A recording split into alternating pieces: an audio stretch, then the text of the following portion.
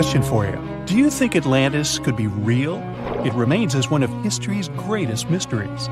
The legend began with Plato, all the way back in ancient Greece. The tale of a civilization that formed and prospered before our own. Atlantis was supposedly a highly technological society, much like the Mayans. But, as the legend says, due to the people's greed, they were punished by a flood that destroyed and submerged their cities. Different theories try to guess Atlantis' location. Some say it was in the Mediterranean Sea. Some say it's beneath the Bermuda Triangle. But, as science has shown us, Atlantis may be only an allegory for humankind. Today, you'll discover several amazing underwater cities that you have never heard of. They existed indeed and are not just a myth. We're taking you on an excursion to the underwater city of Baia, which is on the coast of Italy. Known as the Las Vegas of the Roman Empire, Baia was a resort city. The Roman elite traveled there for recreation. Imagine an open-air spa. That was Baia. You can visit the submerged town by scuba diving and get close to that perfectly preserved, magnificent Roman sculpture, a true underwater wonder. You can spot the crumbled temples and buildings through glass-bottom boats. This is a moss-covered museum in Claudio's Nymphaeum. To your left, you can see a collection of classical Greek statues. Swimming down the Via Herculeana, you'll arrive at Villa Aprotio. Villas are Italian-style houses, and here you can admire their original marble floors. Notice the black and white patterns and the astounding shapes they make. Next, you'll arrive at Portus Julius. Can you see the collapsing wall structures at the bottom of the seafloor? You'll see well-preserved columns and limestone floors. Behold the ruins of the thermal baths of Lacus. The remaining multicolored mosaics are something great to see. You'll see their orange, blue, and green tiles if you get close enough. At Pisoni's Villa Pila, you'll see 25 preserved Roman pillars. Notice the arches, the frescoes nearby, and the magnitude of this well-kept treasure. The city was located over natural volcanic vents, so there were hot springs to be used at will. People went there looking to have an excellent time. And when I say people, I mean some of the great Roman emperors we learned about in school: Nero, Cicero, Caesar. But around the 8th century, the city was sacked and the luxurious town was abandoned. Slowly, the water level rose and the city started to drown. You are on a summer vacation off the coast of Greece, 4 hours outside of Athens, in the Peloponnese Peninsula on Pavlopetri. You dust off your snorkel and head for a free dive on a bright sunny day. Sometime into the dive, you start noticing patterns on the seabed. 13 feet below the surface, the outline of familiar objects starts to appear, one by one. As you continue swimming, what looks like the outline of an entire city emerges before your eyes. You wonder, how could water have taken the whole city? Rocks are perfectly aligned into what appears to be the foundation of a building. Nicholas Fleming, a British oceanographer on vacation in Greece, was the person that discovered Pavlopetri. He was documenting the seafloor artifacts. The team found the site filled with pots, storage vessels, and tools. A quern stone, for instance, is a tool used for grinding grains and turning them into flour. Multiple amphoras, which were found then, indicate that this settlement dated back to the Bronze Age, 5,500 years ago, when people started living in towns. The settlement is believed to have lasted for over 2,400 years. Pavlopetri is considered today the oldest submerged town yet found, and it's impressive that it wasn't a simple village. It was a vibrant port city with stone-built buildings, a marketplace, streets, and even squares. Let's continue our exploration and find secrets in other underwater cities. You are diving off the coast of the Ryukyu Islands. Pacific waters are far from smooth. There's a strong current pulling you into the deep sea. Suddenly, you see a huge structure thanks to the sunlight shining down on the seabed. At first, it looks like Machu Picchu's ruins across the globe in Peru. As you approach it, you slowly figure out its form. A pyramid-shaped structure, arches, staircases. It's something that could have easily been a palace or castle. Could this also be a sign of human activity? What you just saw is known today as the Yonaguni Monument. It also goes by the name of Japan's Atlantis.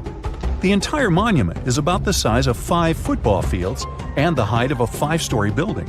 Its most surprising feature is its expansive terraces that host large crowd gatherings. Explorers and scientists believe that Yonaguni dates back to 10,000 years ago. But whether it is a man-made structure or a natural formation is still under debate. For Japan's top marine geologist, Professor Masaki Kimura, Yonaguni is the heritage of a lost civilization. Kimura has dived into exploring the ruins over 100 times over the past 10 years. According to him, there are clear signs of human activity down there. The Triangle Pool, located on the monument's surface, is a triangle-shaped concave that is a historical symbol of water fountains in the region. There is also a giant turtle carved on the eastern side of the structure. And according to Kimura, turtles have an important cultural meaning. Several pieces of stone tools have been recovered from the site. Their estimated age dates back to 10,000 years ago. However, not all scientists are convinced of the same. For many, Yonaguni is the result of thousands of years of erosion. The fact that the monument is composed of one massive rock leads them to believe that it is not human-made. The defined edges and flat surfaces resemble a natural formation occurrence in Northern Ireland, known as Giant's Causeway. A series of interlocking basalt columns look like the ruins of a palace, but they were the result of volcanic activity in the region. Well, stay tuned for more underwater discoveries. The next stop on our voyage is one of today's most famous underwater cities that has turned into an underwater archaeological park. The city of Port Royal in Jamaica exists today only below the surface. But in 1692, it was one of the wealthiest cities in the Western Hemisphere. Port Royal was the center of the British Empire at the time, and an important trade city that attracted people from all over. It was also home to real-life pirates of the Caribbean. On the morning of June 7, 1692, the people of Port Royal met a different fate than they probably expected. The bars and restaurants beaming with life woke up shaking. People were taken out of bed with the power of a massive earthquake, estimated today at 7.5 on the Richter scale. One survivor says he saw the earth opening up and swallowing the town whole. What he said could be true, as the city was mainly built over sand. The ground sucked buildings, roads, and everyone above. Geysers erupted, and finally, waves as big as 10-story-high buildings hit the city. About 33 acres of the city disappeared underwater, and amazingly, most of its 17th century remains lie in good condition under 40 feet of water. In the ruins, archaeologists have found taverns, storage rooms, kitchens, and recreational buildings used for diverse purposes. You can see a grand lion statue, a submerged bridge, and many picturesque arches. Now, do you fancy a trip to India? Just outside its coast lies another sunken marvel. A site known as the Lost City of Cambay is located on the Gulf of a similar name. It remained hidden until 2001, when the National Institute of Ocean Technology did a routine water assessment. With sonar technology, which sends a wave of sound to the bottom of the sea, they found something far beneath the surface. Images showed well-defined geometric shapes spread along a 5-mile stretch. The remains found dated to more than 9,500 years ago, meaning that this civilization was lost at around the end of the Ice Age. Debris recovered from the site included construction material, pottery, beads, sculptures, and even bones. Scientists argue whether these artifacts are indeed from the site, but if they truly are, then the lost city of Cambay would be the oldest civilization in the world. It was April 10th, 1912. Richard had just departed from Southampton, England, aboard the most famous ship of the time, dubbed the Unsinkable. Since he had just witnessed a near collision with the SS City of New York, he decided to write to his wife and report the unfortunate and frightening event. "My dearest Sal," he wrote, "we got away yesterday after a lot of trouble." Little did he know that a mere 4 days later, both his pen and the ship he was on would be lost forever at the bottom of the North Atlantic Ocean. Was this some sort of bad omen? Did Richard actually foresee what was about to happen to the ship he was on? In case you haven't figured it out by now, Mr. Richard Geddes was aboard the Titanic on the day that he wrote the letter to his wife. On April 14th, 1912, the ship seemed to have been lost forever. Along with it, so many secrets and treasures have settled at the bottom of the ocean. It took until 1985 for the Titanic's wreck to be finally rediscovered using state-of-the-art sonar technology. Ever since then, they've managed to recover thousands of items from the Titanic, and many of them went on display or auction.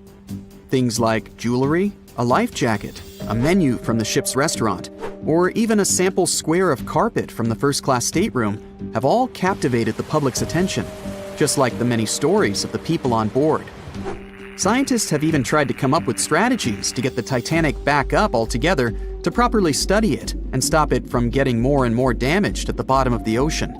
Some have suggested filling the wreck with ping pong balls to make it float, while others even considered injecting it with 180,000 tons of Vaseline. Another idea was to use 450,000 tons of liquid nitrogen to trap it in an iceberg that would float to the surface. But they eventually had to let go of all these potential strategies since the Titanic is way too fragile to ever be recovered. The Titanic may be one of the most interesting ships lying at the bottom of the ocean, at least in popular culture, but deep-sea divers have a lot of other stories to share. Planes also sometimes find their way to the bottom of the ocean. Deep-sea divers in Oahu, Hawaii, came across the wreckage of an F-4U Corsair plane. It seems to have crashed into the ocean in 1946, as it didn't have sufficient fuel. If you can dive deep enough, you might even stumble upon statues and lost artifacts, like those found in the world's only underwater archaeological park off the coast of Naples, Italy. It features the ruins of the ancient Roman city of Baia. The underwater statues found here are breathtaking, to say the least. In an ironic twist of events, some of the equipment we intended to use to get us to the moon was lost at the bottom of the sea for a very long time. But how did that happen? Beginning from the late 1960s and ending in the early 70s, many Apollo rockets were launched to orbit the Earth and the Moon. When reaching altitudes of about 38 miles, the first portion of the spacecraft, including the engines, needed to separate. People thought these components got destroyed or lost forever. But were they really? In 2012, a team of specialists discovered a bunch of rocket engines 14,000 feet off the coast of Florida. They have since gone through a 2-year renovation plan and are now on display at Seattle's Museum of Flight. Can you imagine stumbling upon a whole city underwater? Back in 2001, a lost city was discovered in the Gulf of Cambay, off the coast of India. Some archaeologists believe it to be the oldest city in history. By comparison, it's almost the size of Manhattan and features massive walls and even plazas. They stumbled upon pieces of sculpture, artwork, and even what looked like ancient wooden furniture, believed to date back up to 9,500 years ago and 5,000 years older than any city previously discovered. Okay, how about an underwater river? I can't even imagine what that would look like, but some deep divers claim to have seen it south of Tulum, Mexico. Is that even possible?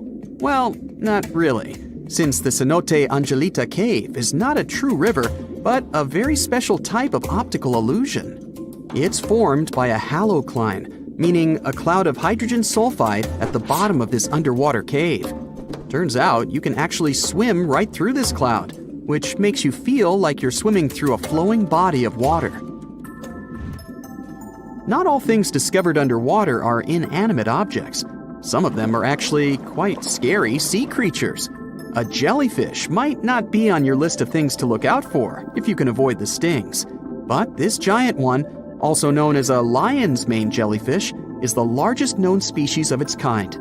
In all fairness, you'll only uncover it if you happen to dive into the waters of the Arctic, Northern Atlantic, and Northern Pacific Oceans. You surely won't miss it, since it stretches across 120 feet from the top to the bottom of its tentacles. When it comes to deep-sea diving, a lot of people are looking to discover some lost treasure. One diver was lucky enough to have hit the literal jackpot when he came upon nearly $1 million worth of treasure on the bottom of the seabed. That was back in 2015, when this lucky diver was swimming just off the coast of Florida. What did he find, you might ask? Well, about 51 gold coins, 40 feet of gold chain, and a rare single coin that was tailored for the King of Spain, Philip V. Speaking of people looking for lost treasures, divers also sometimes found pirate ships. They discovered one of these pirate shipwrecks in 2015 off the coast of Colombia. It dates back to the 18th century. The value of this forgotten ship was estimated to be between $4 billion and $17 billion, as it contained treasures, precious stones, gold, and countless other really valuable items. By comparison, a whole island in the Bahamas is up for grabs at $75 million. A computer is the last thing you'd ever expect to discover underwater, right? And this was no regular computer, but an ancient one. And yet, someone stumbled upon it between 1900 and 1901 on the spot of a shipwreck located off one Greek island. Researchers believe this weird stone contraption to be the earliest form of a computer. It was designed to serve many purposes, such as predicting astronomical positions and eclipses on the calendar. Since humanity lost most of the technology used back then, it was wonderful to rediscover it so many years later. It let us piece together many of the ancient Greeks' accomplishments. The computer is now at the National Archaeological Museum of Athens, should you ever want to check it out in person. This has to be one of the most mysterious places on Earth. It's called the Mariana Trench, and it's the deepest part of the Earth's oceans. We really don't know how deep it is, since it's so difficult to measure. But it's somewhere around 7 miles deep, and 5 times longer than the Grand Canyon. They first studied this massive underwater hole back in 1875 using a weighted rope. Back in 2012, a Canadian film director named James Cameron reached the bottom of the trench in the submersible vessel Deep Sea Challenger. Some of the most bizarre creatures on the planet call this place their home, including the Dumbo octopus, the sea cucumber, and the goblin shark. The Mariana Trench took its name after the nearby Mariana Islands, which are named Las Marianas in honor of the Spanish Queen Mariana of Austria. Ever since Plato wrote about the allegory of Atlantis, humanity has been fascinated with the possibility of the discovery of a thriving underwater civilization. Fancy joining me on a trip to a few historic underwater sites? Let's see what we can find out about ancient civilizations. The first one on our list is what is being called the underwater Stonehenge. Scientists have recently discovered a mysterious pile of cairns that stretch for miles under the shimmering waters of Lake Constance at the borders of Switzerland, Germany, and Austria. Archaeologists began to explore the site back in 2015, and they haven't been able to understand yet what it was actually used for. What they do know is that there is a 12-mile line of 170 human-made stone cairns under Lake Constance. Scientists say this was most likely the result of a combined work of several villages. The cairn site was probably used for some collective purpose. The formations are huge. Some of them are several dozen feet wide. The most amazing discovery so far is that the site dates back to around 5,500 years ago. Now, what were we humans doing back then? We were living in the prime years of the so-called Stone Age. We were beginning to make artifacts from stone and use them to hunt and eat. Can you imagine what a knife and fork might have looked like back in those days? It's no coincidence that scientists call this site the underwater Stonehenge, though. Both sites are believed to have been built around the same period of time. You see, Stonehenge dates back to around 3100 BCE. Both sites carry the distinct characteristic of stone monuments built in a circle. Not to mention the fact that scientists also haven't figured out why on earth our early ancestors would feel the need to build a monument such as Stonehenge. Well, the mystery of Lake Constance hasn't been solved yet. Who were the Neolithic people from this area? And for what purpose did they go through such an amount of work and effort to build this huge stone site? Next, we're taking you on a tour of the Ryukyu Islands just off the coast of Japan. You're diving deep down to an archaeological site. But I should warn you, the waters of the Pacific Ocean are far from smooth. It doesn't take long before you see a huge structure, thanks to the sunlight shining down on the seabed. At first, it looks like Machu Picchu's ruins located across the globe in Peru. As you approach the site, you slowly figure out its forms. A pyramid-shaped structure, arches, staircases. It's something that could have easily been a palace or a castle. Could this be a sign of human activity? What you've just seen is known today as the Yonaguni Monument. It also goes by the name of Japan's Atlantis. The entire monument is about the size of 5 soccer fields and the height of a 5-story building. Its most surprising feature is its expanse of terraces. Explorers and scientists believe that Yonaguni might be 10,000 years old. But whether it's a human-made structure or a natural formation is still under debate. For Japan's top marine geologist, Professor Masaki Kimura, Yonaguni is the heritage of a lost civilization. Kimura has dived to the bottom of the ocean to explore the ruins over 100 times over the past 10 years. According to him, there are clear signs of human activity down there. On the monument's surface, there is a triangle-shaped concave that is a historical symbol of water fountains in the region. There's also a giant turtle carved on the eastern side of the structure. And, according to Kimura, turtles have an important cultural meaning. Several pieces of stone tools have been recovered from the site. Their estimated age is around 10,000 years. However, not all scientists support this theory. For many, Yonaguni is the result of thousands of years of erosion. The fact that the monument is composed of one massive rock leads them to believe it's not human-made. The defined edges and flat surfaces resemble a natural formation in Northern Ireland, known as the Giant's Causeway. The basalt columns look like the ruins of a palace, but they're actually the result of volcanic activity in the region. Now, you're flying to the coast of Greece, 4 hours away from Athens. More specifically, you're in the Peloponnese Peninsula. You dust off an old snorkel and head for a free dive on a bright sunny day. Sometime into the dive, you start noticing patterns on a seabed. 13 feet below the surface, outlines of familiar objects start to appear, one by one. As you continue swimming, what looks like the outline of an entire city emerges in front of your eyes. Are you wondering how water could have taken the whole city? Rocks are perfectly aligned into what appears to be the foundation of a building. This is Pavlopetri, an ancient city you've probably heard about for the first time. It was discovered by Nicholas Fleming, a British oceanographer, when he was on vacation in Greece. He had heard rumors about Pavlopetri's existence and indeed found several artifacts on the seafloor. He went back to the area a year later with the team. They found a site filled with pots, storage vessels, and tools. A kernstone, for instance, is a tool used for grinding grains and turning them into flour. Multiple amphoras indicate that this settlement dates back to the Bronze Age, 5,500 years ago, when people started living in towns. The settlement is believed to have existed for over 2,400 years. Today, Pavlopetri is considered the oldest submerged town ever discovered, and what's impressive is that it wasn't a simple village.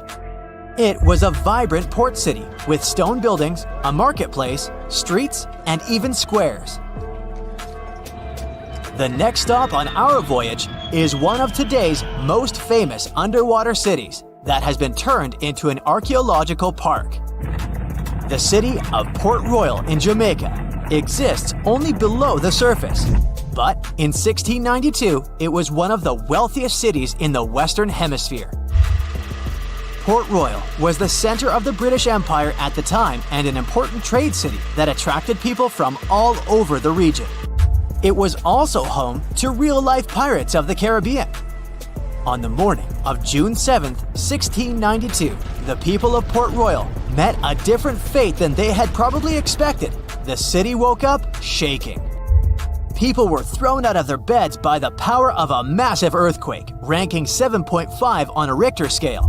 One survivor said he had seen Earth opening up and swallowing the whole town. What he said could be true, as the city was mainly built on sand. The ground swallowed buildings, roads, you name it. Geysers erupted, and finally, waves as big as 10-story buildings hit the city. About 33 acres of the city disappeared under the water. Amazingly, most of its 17th century remains are still in good condition under 40 feet of water. Archaeologists have found taverns, storage rooms, kitchens, and recreational buildings used for diverse purposes. You can also see a grand lion statue, a submerged bridge, and many picturesque arches. Of course, I saved the best for last: India. Just off its coast lies another sunken marvel. A site known as the Lost City of Cambay is located in the Gulf with a similar name. It remained undiscovered until 2001, when the National Institute of Ocean Technology made a routine water assessment. With the help of sonar technology, which sends a wave sound to the bottom of the sea, they found something far beneath the surface. Images showed well-defined geometric shapes spread along a 5-mile stretch. The remains date to more than 9,500 years ago, meaning this civilization was lost at around the end of the Ice Age. Debris recovered from the site included construction material, pottery, beads, sculptures, and even bones. Scientists argue whether these artifacts are indeed from the site, but if they truly are, then the lost city of Cambay might be the oldest civilization in the world. Scientists discovered something Atlantis-like near Australia. There used to be an entire continent that's now underwater. Here's what happened to it. Around 70,000 years ago, during the last ice age, there was a huge landmass called Sahul. It was located in the southwestern Pacific Ocean. This ancient supercontinent connected what we now know as Australia, New Guinea, Tasmania, and the Aru Islands into one giant piece of land. Imagine lush tropical rainforests surrounded by beautiful mountains. Sahul's tallest mountains were in the New Guinea highlands, with peaks reaching over 13,000 feet. This beautiful place was home to a variety of unique animals, most of which were pouched creatures. But back then, they weren't just koalas and kangaroos. Sahul was filled with different types of grazers, burrowers, scavengers, and predators. It was home to a huge diprotodon, a powerful hunter Thiosolio, and a horrifying Megalania, a creature that's much larger than any living lizard today. It was a unique place because the rest of the world was filled with placental animals at the time, like wolves, elephants, and humans. In Sahul, the only normal mammals were bats and rodents. But not all its parts were the same. The Timor, Arafura, and Carpentaria regions were covered by hot savanna and dry forests. It looked kinda like modern Australia, hot air deserts with scrubland, steppe, and temperate forests along the eastern coast. Back then, people were migrating all across the world. They made an incredible journey from Southeast Asia to Sahul and first arrived here from 60 to 45,000 years ago. They mostly traveled by foot and crossed the sea using bamboo rafts and simple boats. They came there from an ancient landmass called Sunda, which includes parts of Southeast Asia. They traveled across a series of islands known as Wallachia and eventually spread across Sahul. And it wasn't a small journey. Sahul was huge, around 4.1 million square miles. That's bigger than the USA or Canada. It stretched from the equator to around the southern part of New Zealand. So they arrived in what is now Australia and became Australia's first people. Scientists think that Sahul had a population of 500,000. We've discovered cave paintings that date back around 40,000 years.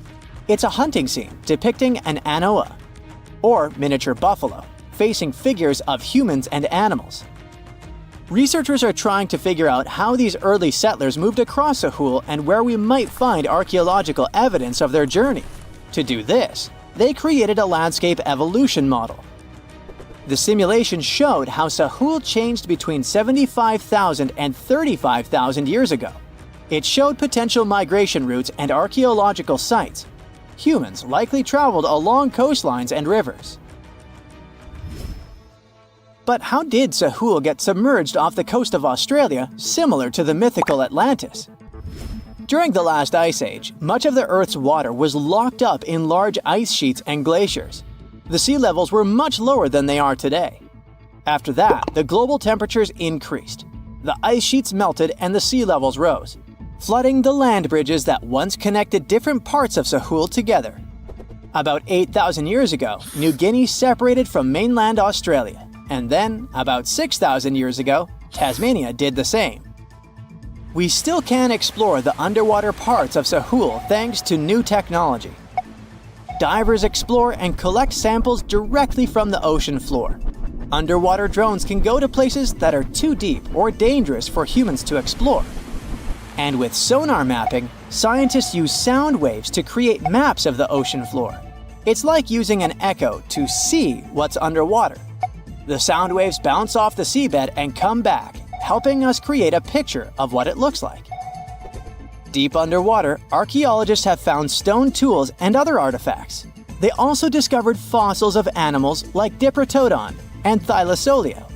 By studying the underwater terrain of Sahul, they learned about the ancient rivers, lakes, and coastlines that existed during the Ice Age. But Sahul isn't the only underwater continent. Sahul isn't the only hidden gem of Southeast Asia. Take Sundaland, a place made up of Sumatra, Java, Borneo, and some other islands. This place was crazy huge during the Ice Age, but now almost fully underwater. Almost, but not entirely. The parts above the ocean are teeming with life.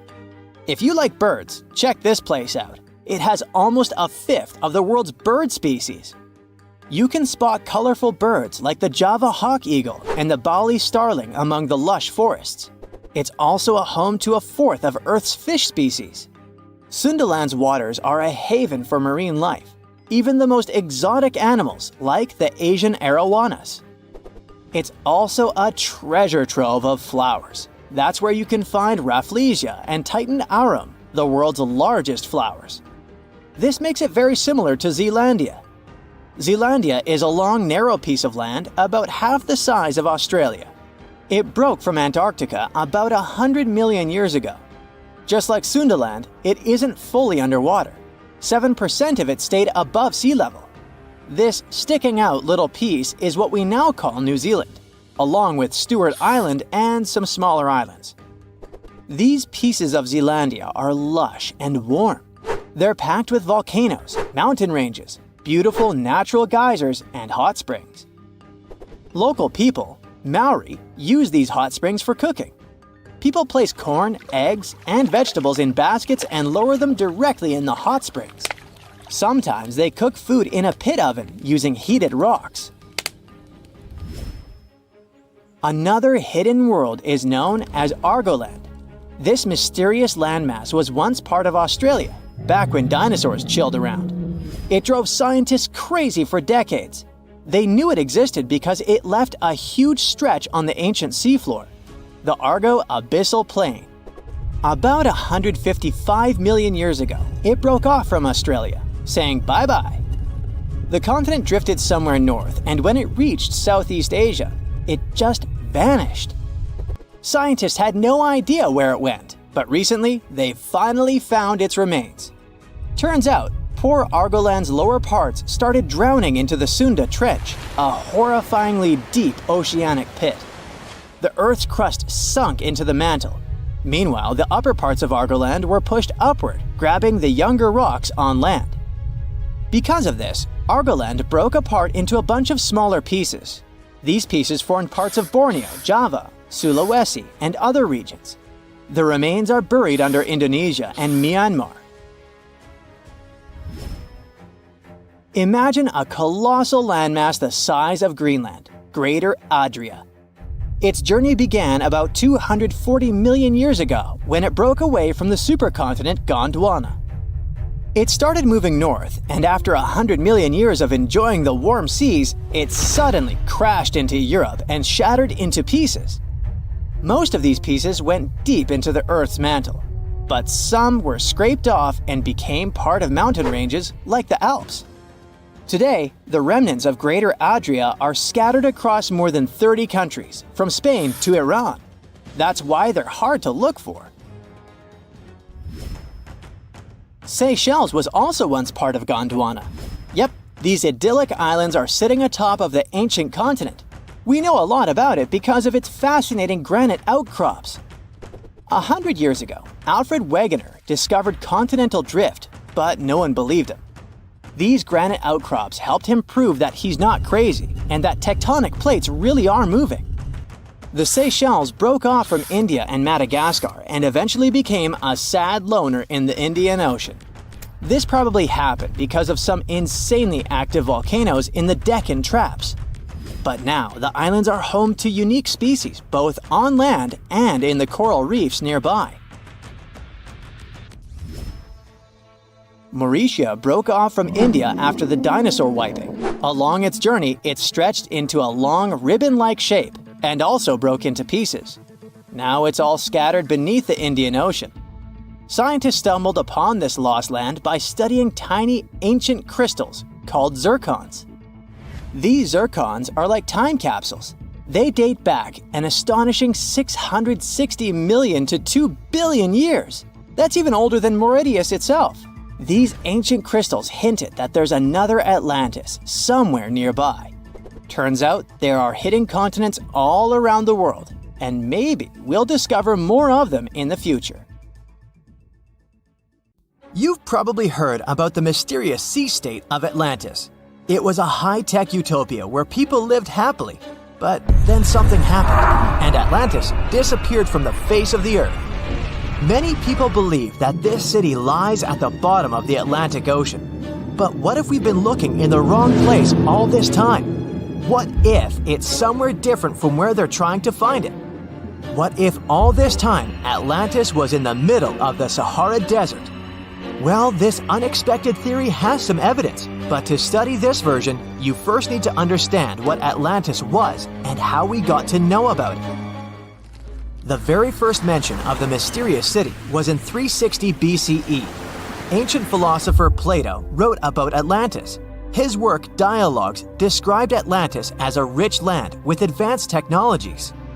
Its inhabitants were powerful, intelligent, and beautiful, like superhumans. He described in detail the structure of the city, and this was the main reason why many people believed in the existence of Atlantis. According to his records, the Atlanteans built this place in several concentric circles of black and red stone. Then they covered these circles with brass, tin, and precious metals. In the city, there were water channels on which ships sailed. The Atlanteans were sailors, so they built a passage from their city to the open sea. On the internet, you can find many drawings of Atlantis, created based on Plato's descriptions. Take a look at these drawings and an actual photo of the Eye of the Sahara. This place in the Sahara has a shape of several concentric circles. It looks as if a destroyed city left a trace on the sand. Many people have written online that the lost city was located there, but no one could prove it. Once upon a time, the Sahara was filled with rivers and lakes. In prehistoric times, there was only water there. So far, everything matches. The Eye of the Sahara was first discovered in the 1930s. This place was considered a crater from a fallen meteorite. But in the middle of the 20th century, scientists conducted a soil analysis and refuted the version with a fallen space rock.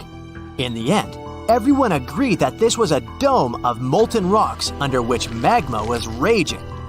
For millions of years, wind and water had been destroying the formed landscape and eventually made it look like perfect circles.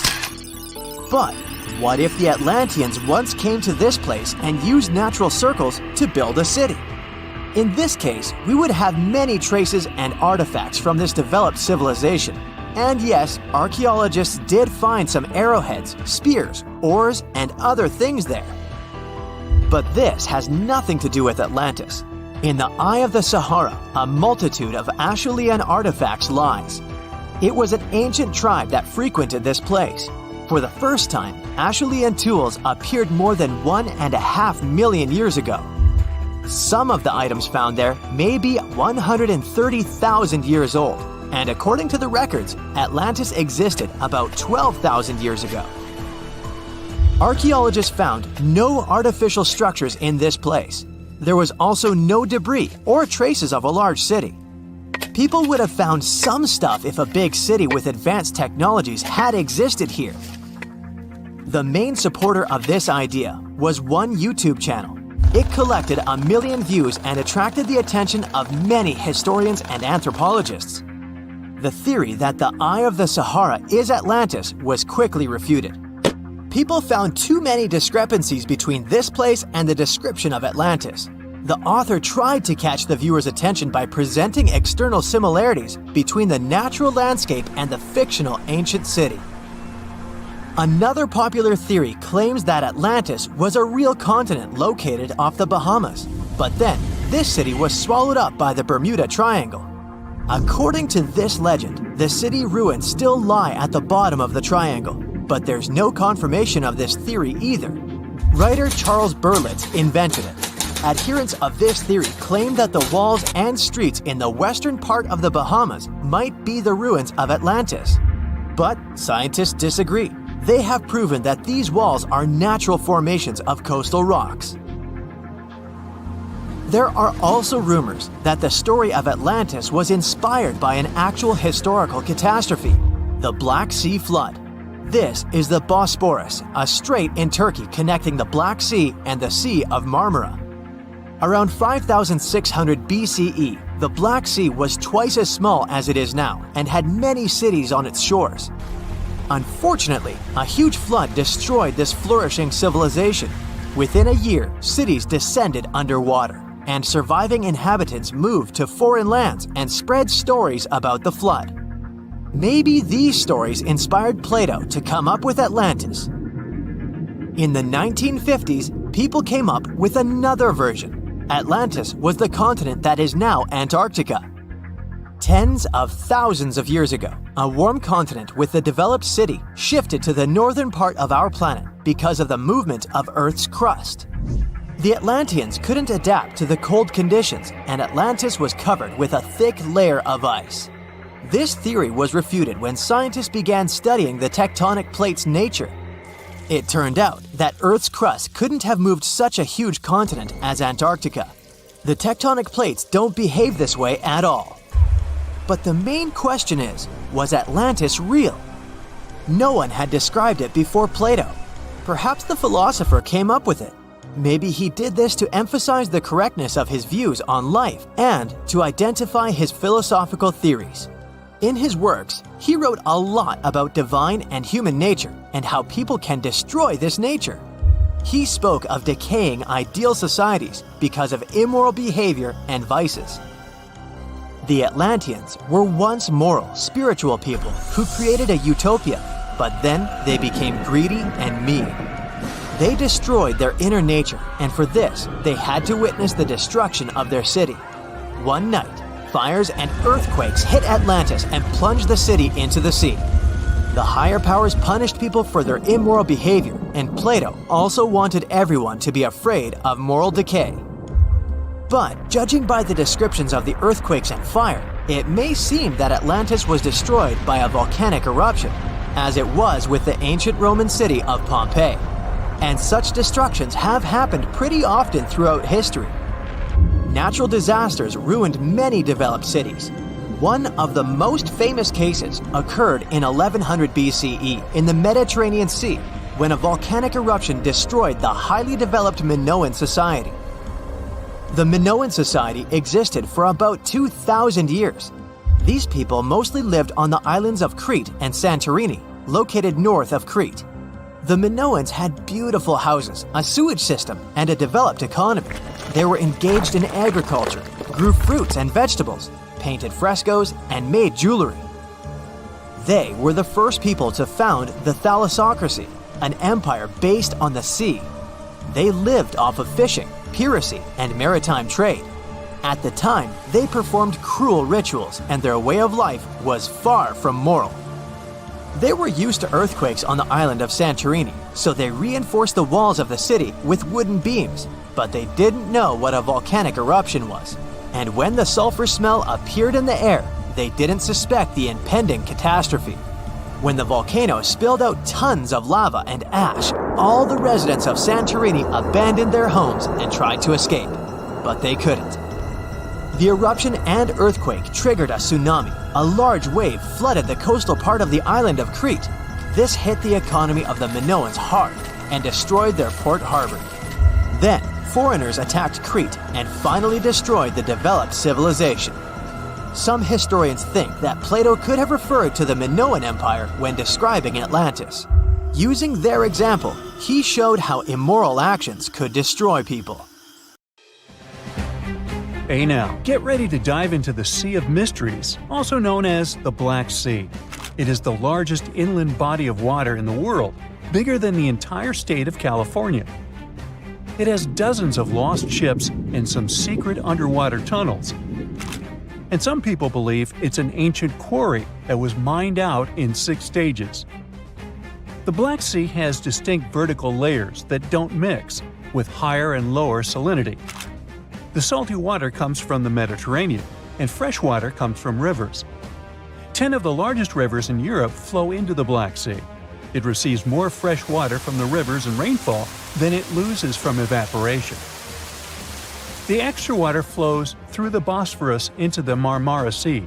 There are 2 flows going through the straits. The upper flow leaves the Black Sea and takes surface water out of it. The bottom flow carries salt water from the Mediterranean to the Black Sea. That's why the upper layers of the Black Sea are less dense than its saltier lower layers. The oxygen that comes from the atmosphere and photosynthesis stays in the surface layers. Everything deeper than about 300 feet in the middle and up to 500 feet near the edge is not fit for life. Only certain bacteria can survive in these conditions. Although there's no air deep down in the Black Sea, the upper layer is home to around 750 species of phytoplankton. Eggs and larvae of fish and invertebrates chill in coastal regions. There are also 180 fish species in the Black Sea, and some of them are valuable, such as horse mackerel, spiny dogfish, and sprat. The water level in the Black Sea is always the same because there are no high or low tides, so the sea is always calm, quiet, and serene on the surface. But it has one surprise feature, an underwater river. It's a current of salty water flowing through the Bosphorus Strait and along the seabed.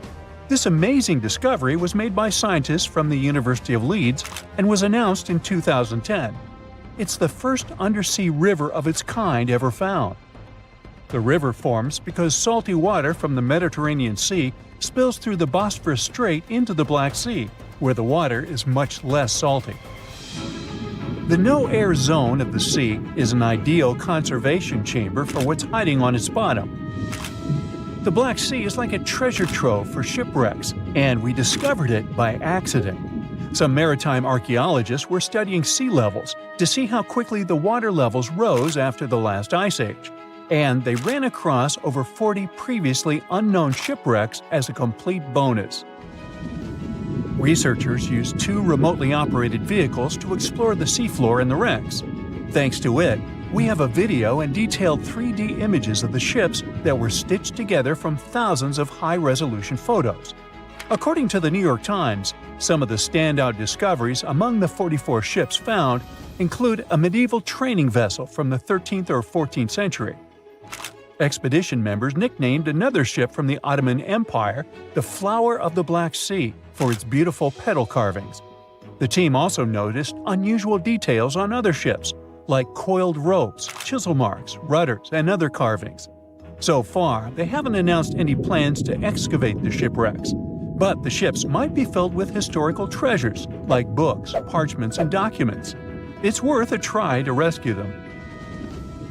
The most extraordinary discovery in the Black Sea is what archaeologists believe to be the world's oldest intact shipwreck. It has been lying undisturbed for over 2,400 years. This ancient Greek vessel, 75 feet long, was found with its mast, rudders, and rowing benches all still in place, over a mile beneath the surface. Researchers believe the ship was a trading vessel, like those depicted on ancient Greek pottery, such as the Siren vase in the British Museum. This vase, or vase, dating from the same period, shows a vessel carrying Odysseus past the Sirens. The team took a small piece for carbon dating, and the results confirmed it as the oldest intact shipwreck known to humankind. The fact that it's so elaborate and well preserved deserves a standing ovation for shipbuilders of the ancient world. Without microbes, worms, or other creatures to eat away the wrecks, it's no wonder the ships are in almost perfect condition. If the Titanic had sunk in these waters, we would have found it in a much better state now, not being eaten by nasty underwater microorganisms. Now, there's an interesting theory called the Black Sea Deluge hypothesis, which suggests a huge flood happened around 7,500 years ago. Two geologists in the 1990s suggested that at the end of the last ice age, when the Earth's climate was heating up, ice sheets were melting and sea levels were rising. The Black Sea was a much smaller freshwater lake. It was separated from the Mediterranean Sea by a natural dam at the Bosphorus Strait. As global sea levels rose, the Mediterranean overflowed into the Black Sea basin. They suggest the sea level rose by 6 inches every day, flooded coastal settlements, and changed the environment for good. Samples from the Black Sea floor show a sudden shift from freshwater to marine species around that time, which means there was a rapid influx of salt water. Underwater surveys have also found what look like the old shorelines and human-made structures. So, people were living in areas now submerged by the Black Sea. Plus, the timing of this flood matches up with known patterns of human migration into Europe, Asia, and Africa. They also say this flood could be the terrible flood from the story of Noah's Ark. Critics of the deluge theory say the evidence isn't as straightforward as it seems. Some think the transition from freshwater to saltwater in the Black Sea was more gradual than one sudden flood.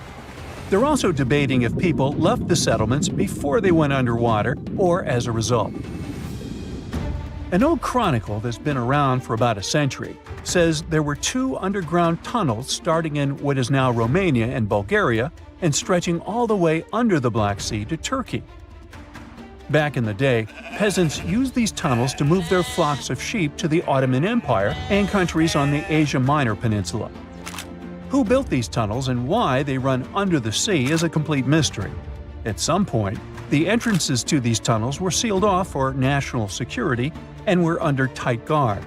The security forces knew all about these massive tunnels and kept them off limits. In the 1980s, a group of people working on the Danube-Black Sea Canal accidentally found another entrance to these mysterious tunnels. This one was in a cemetery in a town of Romania. Canal workers used it to regularly cross over into Bulgaria. One more cool thing about these 2 tunnels is that some people think they were built thousands of years ago.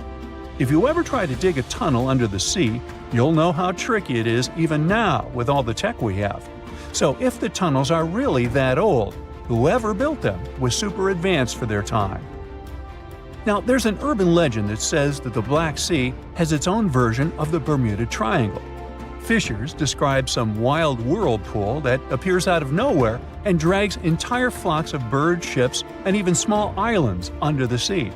And once, things got even wilder with a ship that vanished under weird conditions in 1944. It was during daylight, and some black fog with green flashing sparkles suddenly surrounded the vessel. No one has ever seen it since, and no one knows for sure if the story is true. But it sure adds a spooky touch to the mysteries of the Black Sea. Lake Michigan is one of the largest and most mysterious freshwater lakes in the United States. And now, deep inside it, scientists have stumbled upon something unexplainable. Vast, round craters scattered all across the lake's floor. It all started in 2022. A team of researchers wanted to map the lake's bottom and look for some shipwrecks. At first, they were sure it's going to be just some typical rocky terrain or sandy patches. But what they saw on their sonar screens stopped them cold. strange, circular shapes that looked almost too perfect to be natural. They were hiding about 500 feet beneath the surface, in places where the water turns dark and impenetrable. Those guys are huge, ranging from 300 to 600 feet wide. They also plunge nearly 40 feet deep. And there are dozens of them, neatly arranged like some footprints. But the team had no idea what these things were. Then, in August 2024, the mystery only deepened. Using a remotely operated vehicle, they got a closer look at these formations. There were about 40 of them. No one had ever seen anything quite like this before in the Great Lakes. What could have created those craters? Could they be ancient? Perhaps remnants of some geological event lost to time?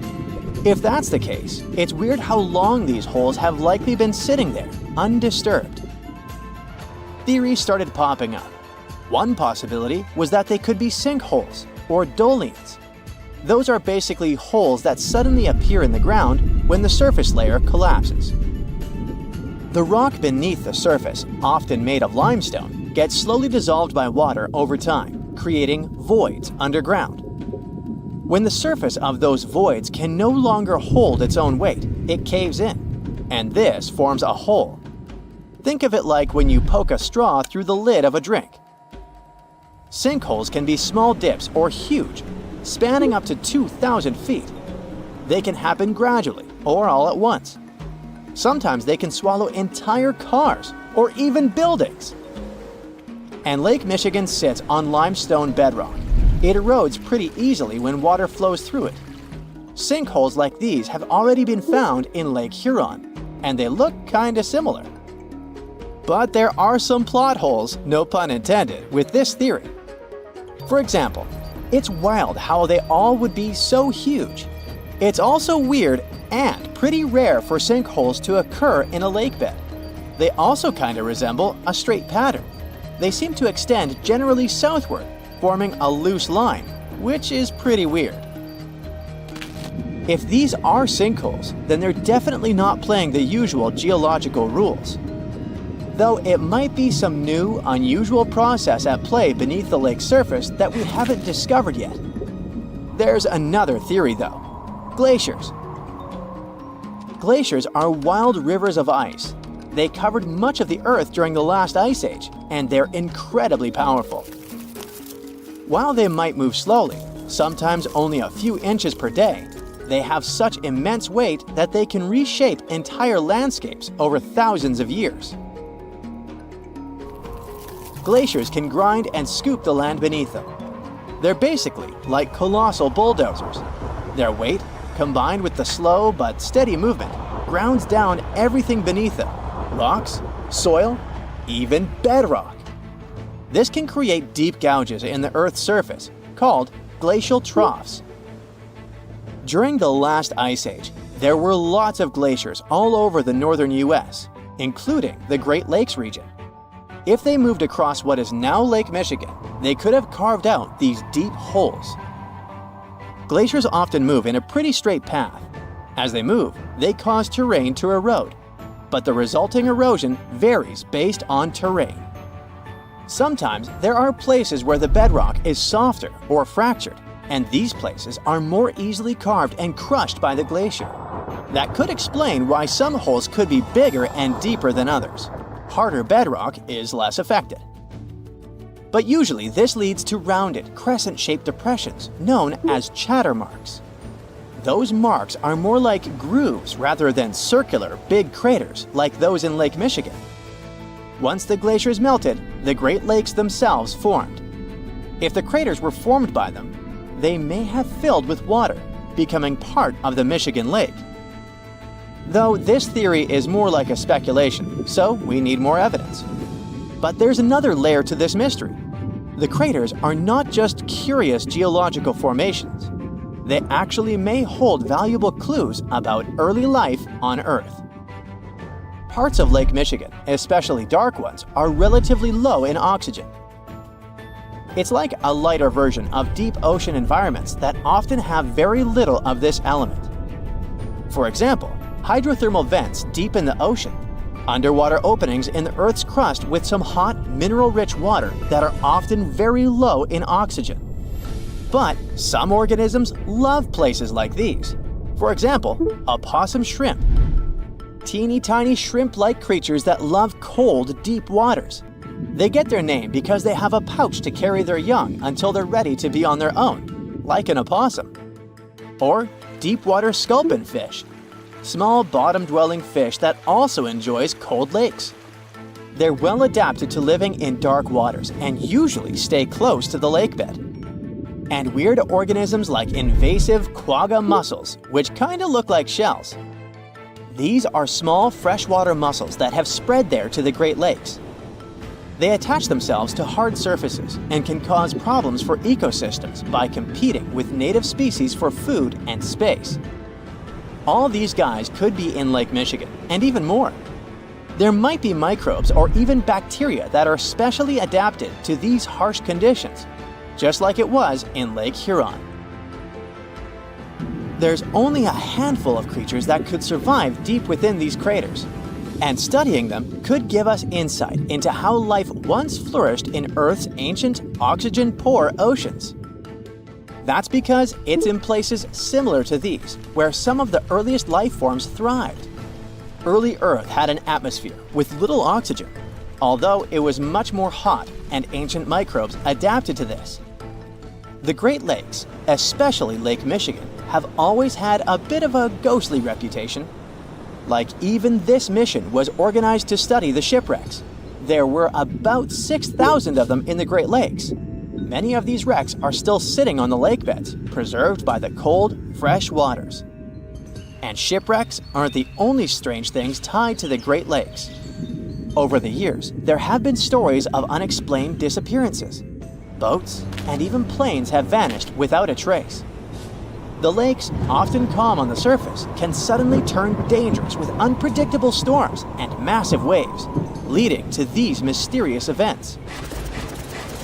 Not even mentioning all the creepy stuff people noticed there over the centuries, such as ghostly lights above water or bizarre weather patterns like eerie, sudden fogs that seem to appear out of nowhere. In 2007, they even discovered some prehistoric structure that looks like Stonehenge there. Well, it was way smaller, but still. It lay about 40 feet below the surface in the heart of Grand Traverse Bay, and it's speculated to be about 9,000 years old, way older than Stonehenge. Looks like this is a print of those who lived in the area thousands of years ago. These massive stones are arranged in a careful, winding pattern stretching over a mile. They range in size from basketballs to compact cars. But one, in particular, stands out. A boulder 3.5 to 4 feet tall, 5 feet wide. It's etched with the image of a mastodon, a creature that roamed the Earth about 11,000 years ago before it went extinct. It probably sank there during the end of the last ice age we mentioned. This period had reshaped the region. This place is underwater now, but back in the day, it was still dry land. So the stones were probably created by people who lived there, though we're not sure why. Were they used as hunting blinds? Or was it some sort of an ancient calendar? Who knows? Only about 15% of the Great Lakes floors have been explored. Now, scientists are gearing up for a deeper dive into this mystery, both literally and figuratively. They want to analyze the lake beds surrounding the craters, hoping that maybe something in the environment around them might have caused them to appear. They have initiatives like Lakebed 2030. These missions should map the entire underwater landscape. This would help us learn tons of interesting stuff about Lake Michigan and our planet's past. Who knows what other secrets these dark waters hide? Let's talk about some deep stuff, shall we? A scientist spent 100 days below the surface of the Atlantic Ocean. Dr. Joseph Duturi, or Dr. Deep Sea as he likes to call himself, was living underwater as part of Project Neptune 100. After 74 days of the mission, he officially set a new Guinness World Record for the longest time living in an underwater fixed habitat. But he didn't leave the experiment and stayed the planned 14 weeks. You can test yourself and stay in the exact same place where Duturi lived. It's called Jules' Undersea Lodge, after Jules Verne, author of 20,000 Leagues Under the Sea. The idea of Project Neptune 100 is to study how pressure affects humans, both physiologically and psychologically. Dr. Deep Sea, who's a biomedical engineer and associate professor at the University of South Florida, stayed so long underwater to see if increased pressure can help humans live longer and prevent health problems that come with old age. From day one of the mission, Dituri actively shared what was going on social media. He mentioned that another important goal for him was to inspire scientists from different generations to study life undersea. It was quite different from living on a submarine.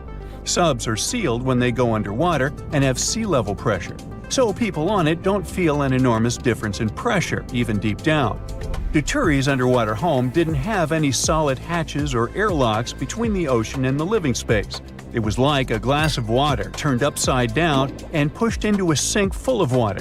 There was still a pocket of air at the top of the living space and a pool of water on the floor of one room coming from the ocean. So the air inside the lodge was squeezed by the ocean's weight and was about twice higher than on land. There isn't much research on what happens when we're exposed to hyperbaric pressure for a long time. There's only some data from submariners. Even after just 2 months under the sea, they had disturbed sleep patterns and problems with the levels of certain hormones that had to do with sleep. They also lost bone and muscle mass. Our bodies are built for sea level conditions, but as pressure mounts, hydrogen sneaks into our bloodstream, causing chaos. Between 30 and 100 feet down, you might feel some euphoria, but dive deeper and you'll feel like you've hit the bar too hard. Scientists think it has something to do with messed up signals between neurons in our brains. Luckily for Dituri, he was only staying 30 feet deep, so it wasn't an issue. Still, he only got half the amount of sunlight we're used to on land and not nearly the same amount of vitamin C. During the 100 days of the experiment, the scientists collected data, collaborated with other researchers, virtually taught a biomedical engineering course at his university, and reached out to thousands of students from different countries online. He stayed in the 2-bedroom apartment 30 feet below the surface of a lagoon in Key Largo, Florida. It's attached to the seabed by leg structures. There are 3 windows with a direct ocean view and some marine life outside. There's a command center that keeps oxygen, water, and power levels under control. An AC keeps the temperature comfortable, and a chef dives in to cook meals for whoever stays inside.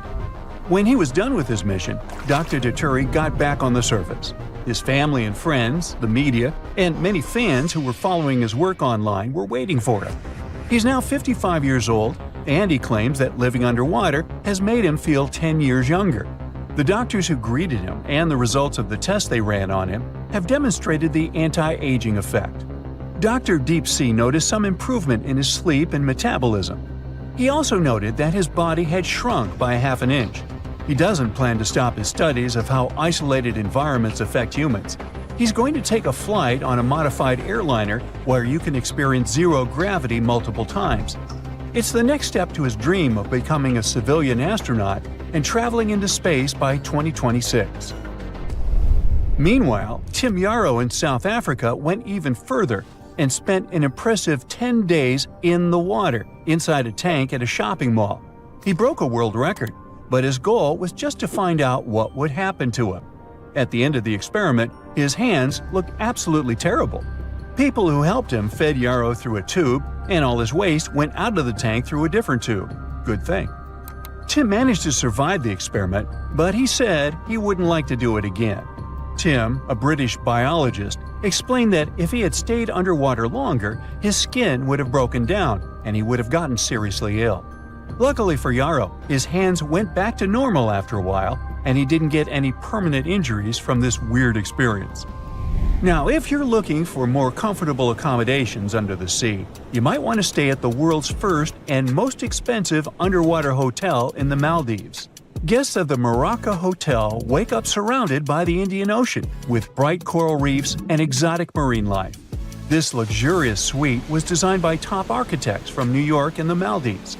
It's a 2-story construction with an upper level that has spacious bedrooms, a sun deck, and an infinity pool. The lower level is submerged over 16 feet below sea level.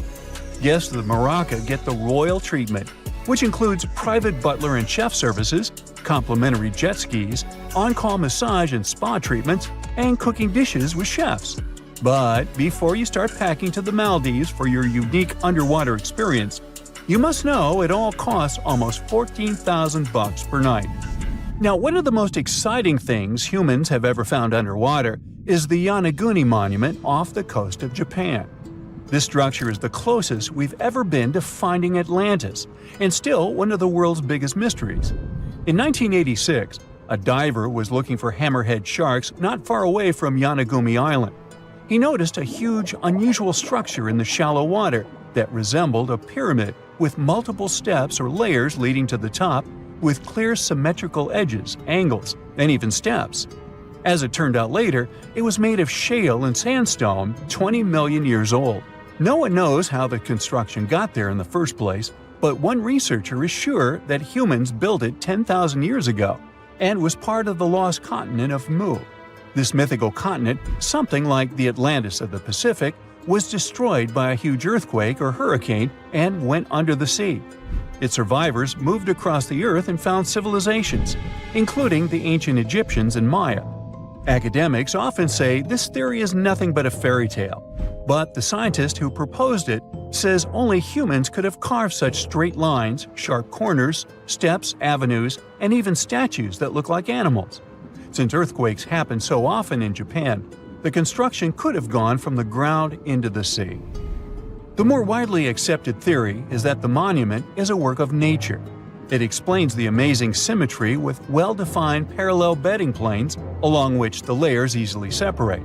You can find similar 90-degree angles occurring in sandstone when erosion takes place. The area's naturally strong currents could also have shaped it. It's possible that over thousands of years, major tectonic activity could have fractured the sandstone into geometric patterns. During the Miocene period, tectonic activity collected vast amounts of sandstone in the area.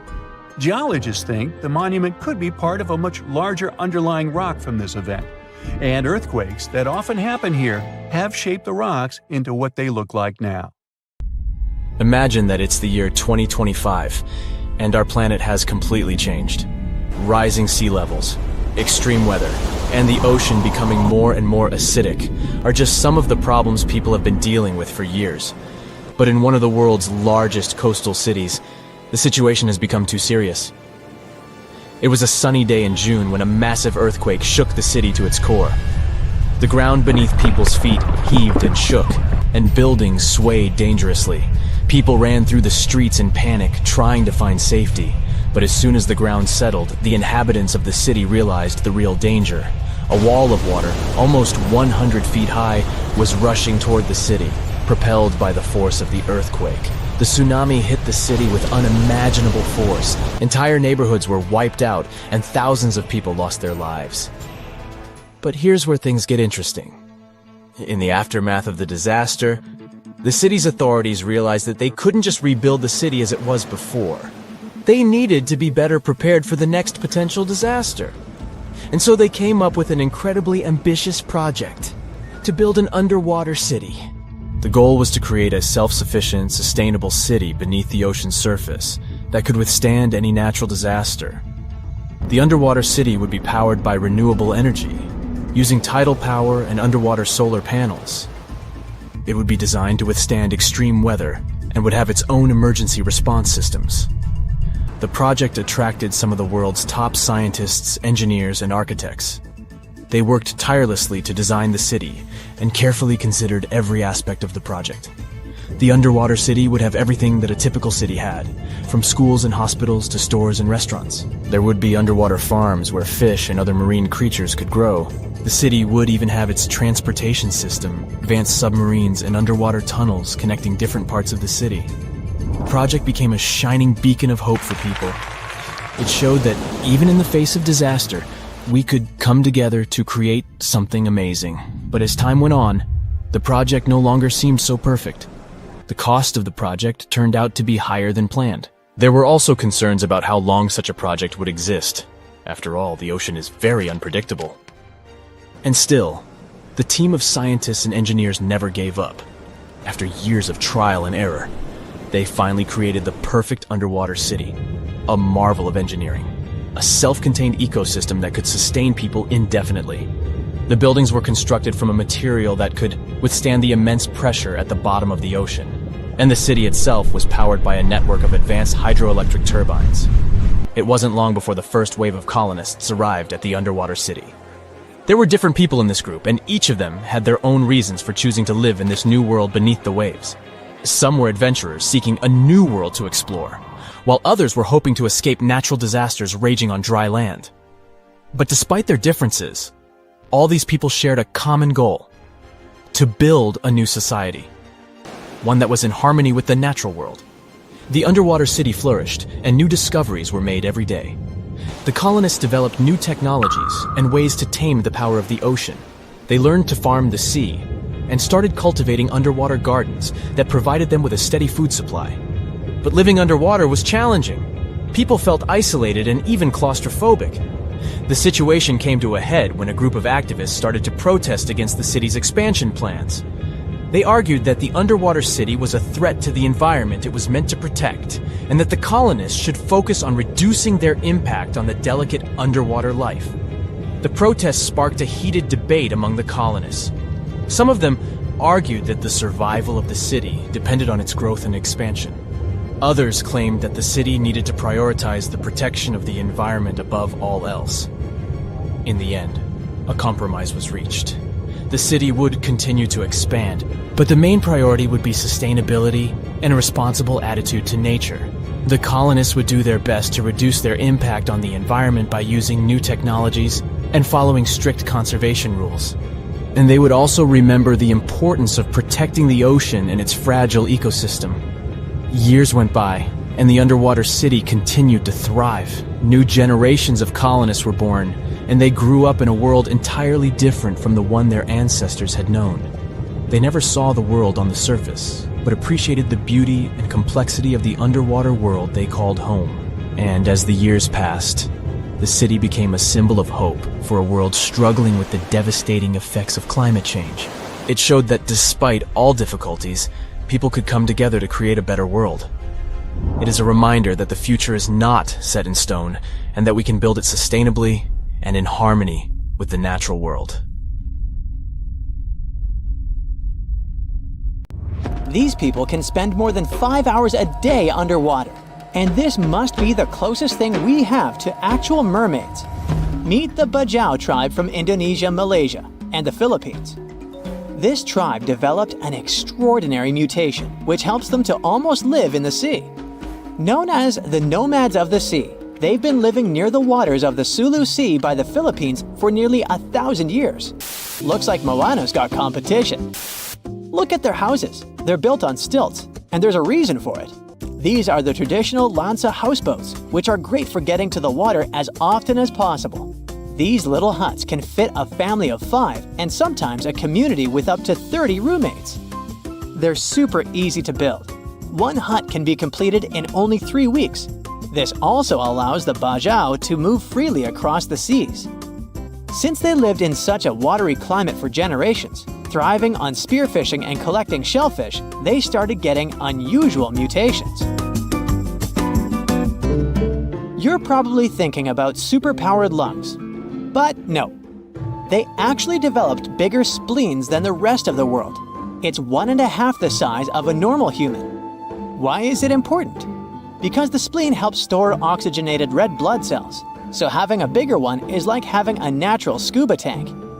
This adaptation is similar to what happens in deep diving seals, which also have large spleens. Scientists found that they have a special gene called PDE10A that's responsible for this. Bajau can hold their breath for about 10 minutes. For comparison, a regular human can do that for about 30 to 90 seconds.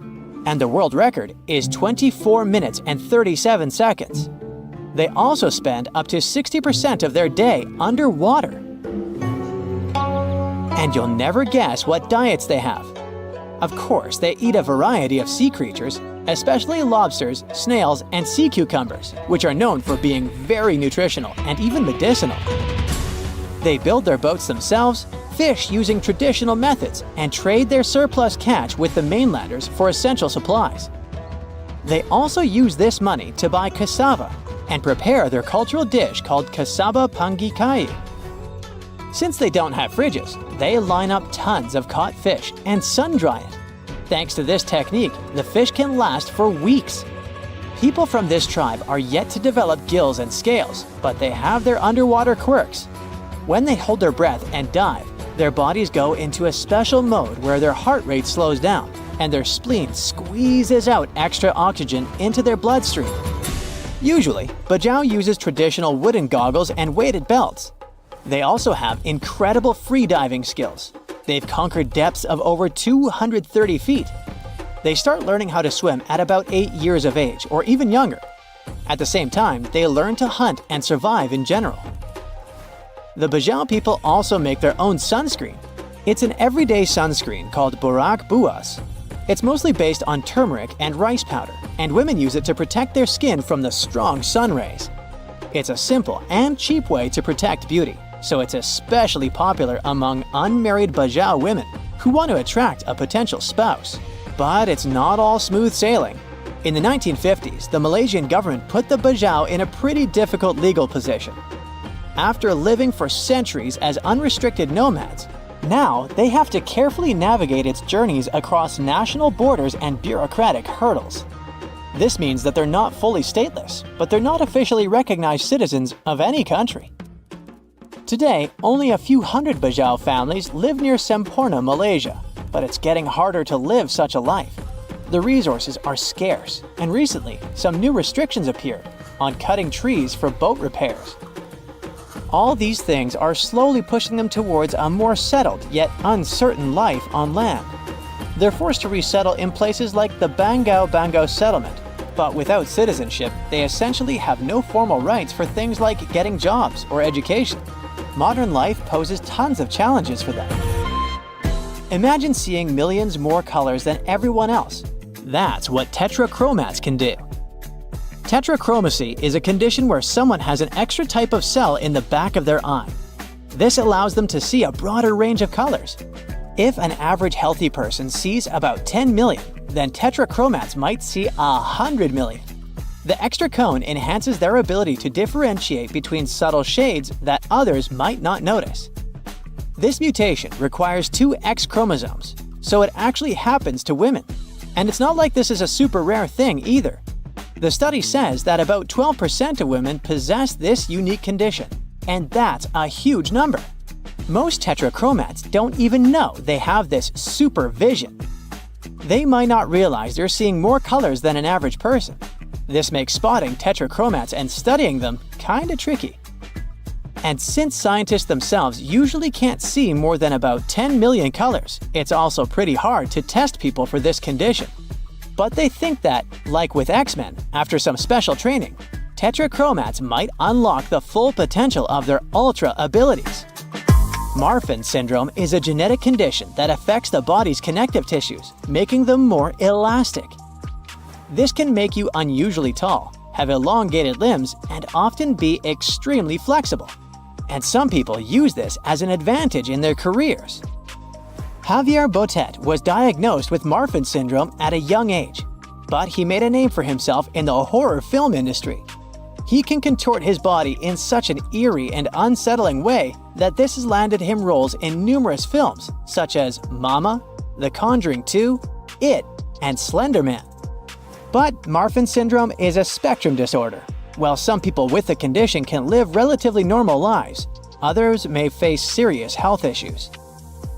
Do you sometimes wish that there was less sleep so you'd have more time?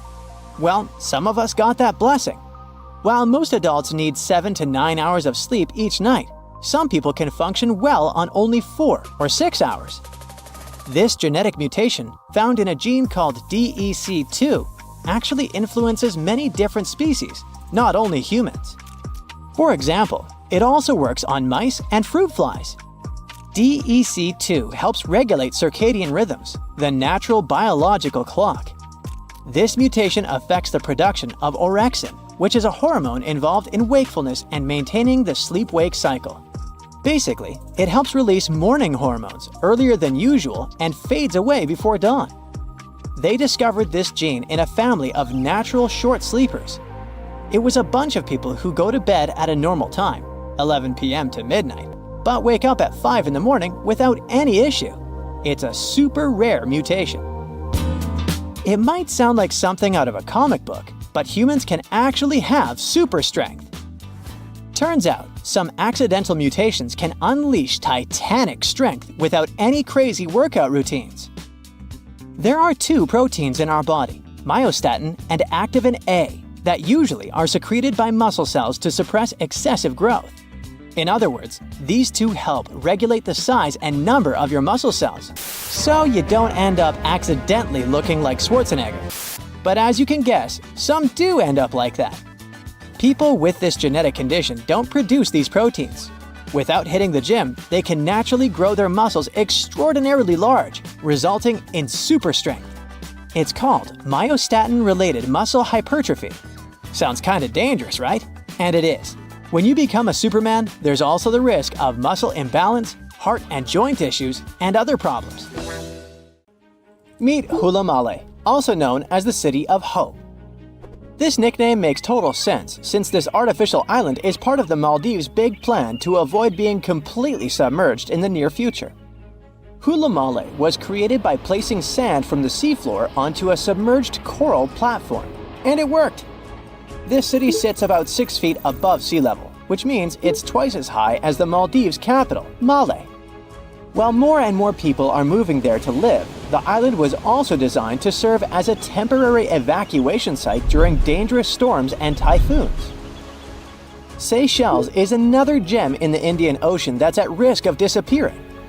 Unfortunately, coastal flooding is becoming a common issue there, especially during spring tides and heavy rainfall. The problem is that their main island, Mahé, hosts about 90% of the country's population. Along the coast, it's only about 6 feet above sea level. Fiji is the third tropical paradise on our list, and it's also a top pick for travelers. But this nation is in a tough spot, since it's located right in the middle of the Pacific Ocean, where huge storms can really turn things into chaos. Take Cyclone Winston. It hit Fiji back in 2016 and ended up costing them over $1 billion in damage. So one thing they're doing to protect themselves is planting mangroves along the coast and preserving the ones that already exist. These trees are awesome since they help reduce wind speed during cyclone emergencies and also combat erosion by trapping sediments. Egypt might be in trouble too. I mean, it's not like the whole country is going to be underwater and we'll only see the tips of the pyramids in a few years. But things could really change for them as coastal cities are facing a serious risk. Take Alexandria, for instance. 45% of its population already lives below sea level. If the city is flooded, not only will everyone have to move, but Egypt in general will suffer a major impact on its fish production. In Europe, one of the most at-risk populations is in the Netherlands, where about half the people live in areas below sea level. In the future, planning a romantic gesture with tulips for your girlfriend could become an impossible mission. The Netherlands is responsible for 2/3 of the world's tulip production. So if fields are taken over by saltwater, it's game over for the blooms. But the good news is that the Dutch have centuries of experience dealing with water, so knowing how to work with storm barriers and seawalls can prevent them from a doomsday scenario. The risks of rising sea levels probably aren't higher anywhere else than here in Tuvalu. This island chain, located halfway between Australia and Hawaii, could be the first state to become uninhabitable. Its stunning land is only about 9 feet above sea level. And just by looking at it on the map, you can see how narrow it is. In fact, the narrowest part in Fongafale is only about 65 feet wide. So even before higher tides become a real problem, the country's limited farmland could be flooded with saltwater. The next country on our list is the Philippines. This archipelago in Southeast Asia boasts some of the most stunning scenery, but it faces the risk of flooding for 2 reasons. First, due to rising sea levels, and second, because of crazy, unpredictable weather. Since 1990, events like cyclones, earthquakes, and tsunamis have cost the country over $20 billion. Have you ever heard of Vanuatu? This chain of islands, spread out between Australia and Fiji, could be flooded soon. Vanuatu was one of the first Pacific nations to relocate an entire community to a safer spot. Back in 2005, residents living in risky coastal areas of the northern island of Tegua moved to higher ground. Next up, the Marshall Islands, a country located in the Central Pacific. Studies show that 40% of the buildings in the capital city, Majuro, could end up underwater in the future. But this country isn't throwing in the towel just yet. They've got a game plan. They are fortifying the infrastructures of their low-lying airport, relocating key buildings to higher ground, and putting up seawalls on rural islands. Heading south, we've got Nauru. This is actually one of the smallest countries in the world, covering just 8.1 square miles. Today, it's home to 10,000 people, but it's on the brink of becoming uninhabitable. Water levels are rising about 3 times faster there than the global average. The Buada Lagoon sparks special concern since it's the only surface freshwater resource, and it's located only 16 feet above sea level. Our next stop in the Pacific Ocean is the Republic of Palau. Rising sea levels are no joke for them either, but protecting their crops, especially taro, is a priority at this moment. About halfway between Hawaii and New Zealand lies Samoa, and this country is dealing with a unique situation. Not only is the volume of water increasing there, but their land is also sinking. You see, a couple of strong earthquakes and tsunamis hit Samoa back in 2009. So as the crust bounces back to its original position, the overall land surface is actually going down. Because of this, their housing and main infrastructure could take a serious hit, especially since all their airports are along the coast. Let's head to Kiribati. This Pacific nation has a big problem with frequent flooding because most of its people and infrastructure are near the coast. Apart from the volcanic island of Banaba, none of Kiribati's land is more than 6.5 feet above the ocean. To tackle this situation and keep their population safe, they had this big idea of making a massive floating platform, kind of like the ones oil companies have. But the problem is that it would cost them a fortune, as the project is estimated to be around $2 billion. If visiting Vietnam is on your bucket list, you better hurry up. The top 10 things to do there mostly involve cruising to jaw-dropping spots like down to Ha Long Bay, also known as the Descending Dragons Bay. But by 2050, the surrounding land over there might be underwater. Another huge problem Vietnam is facing is that the main rice fields are getting salty. And if you're into Vietnamese food, you know how important rice is for them. Right now, they're especially concerned about the Mekong Delta region being vulnerable. After all, this is a highly fertile area responsible for most of Vietnam's agricultural output, with over 50% of it being, rice. This nation is really putting in the effort to adjust to this new reality. They're flushing the rice fields in the Mekong Delta with fresh water to get rid of the saltiness. Our next stop is in the Caribbean Sea.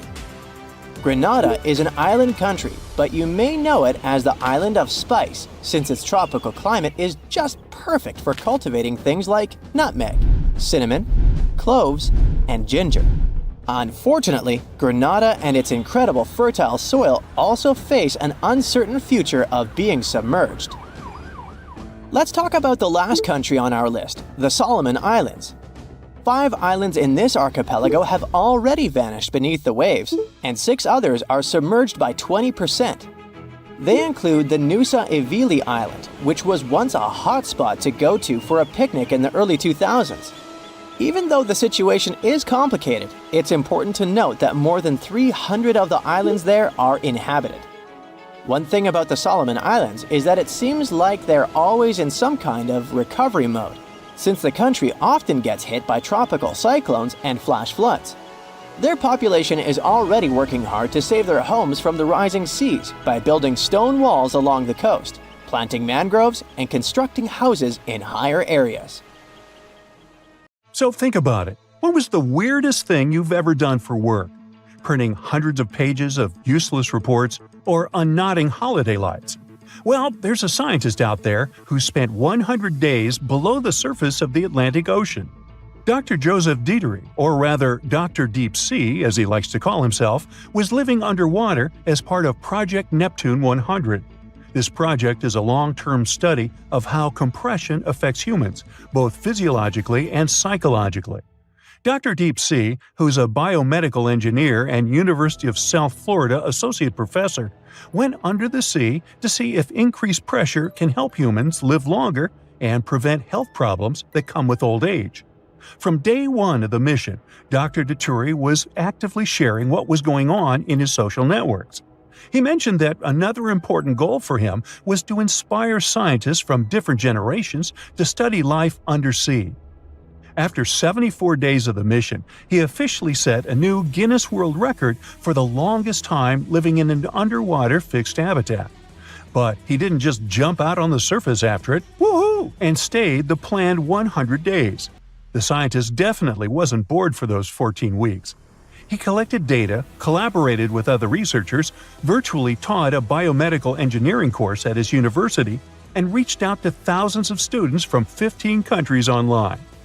Once the mission was over, Dr. Dieterich was greeted by his family and friends, the media, and many fans who were following his work online. Dr. Deep Sea is now 55 years old, and he claims that living underwater has really made him feel 10 years younger. The doctors who greeted him and the results of the tests they have so far prove the de-aging effect. Our hero has some improvement in his sleep and metabolism. He also noted that his body had shrunk a half an inch. Wow, 2,300 more days and he'd be a foot shorter. Maybe. Probably not. If you want to try a light version of what Dr. Deep Sea has gone through, you have two options. The first option is hyperbaric oxygen therapy. You go inside a special chamber where the air pressure is higher than normal.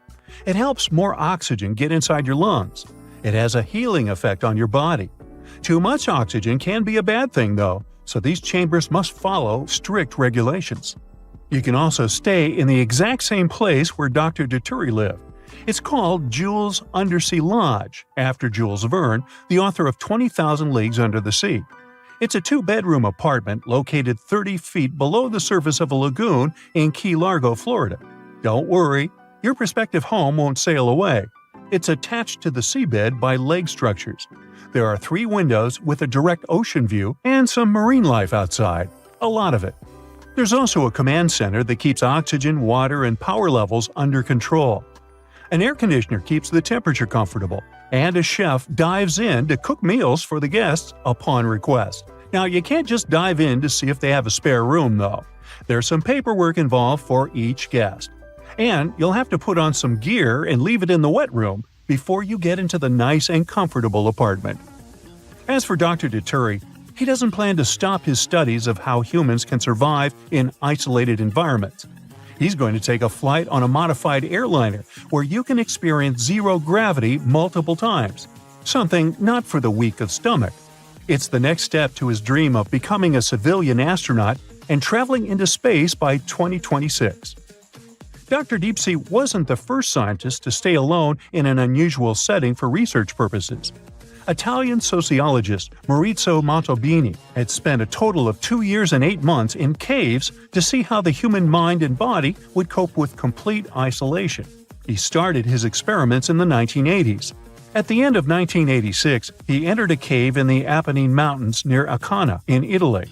He would only get back on the surface 210 days later, which made him the world record breaker for spending the longest in complete isolation at that time.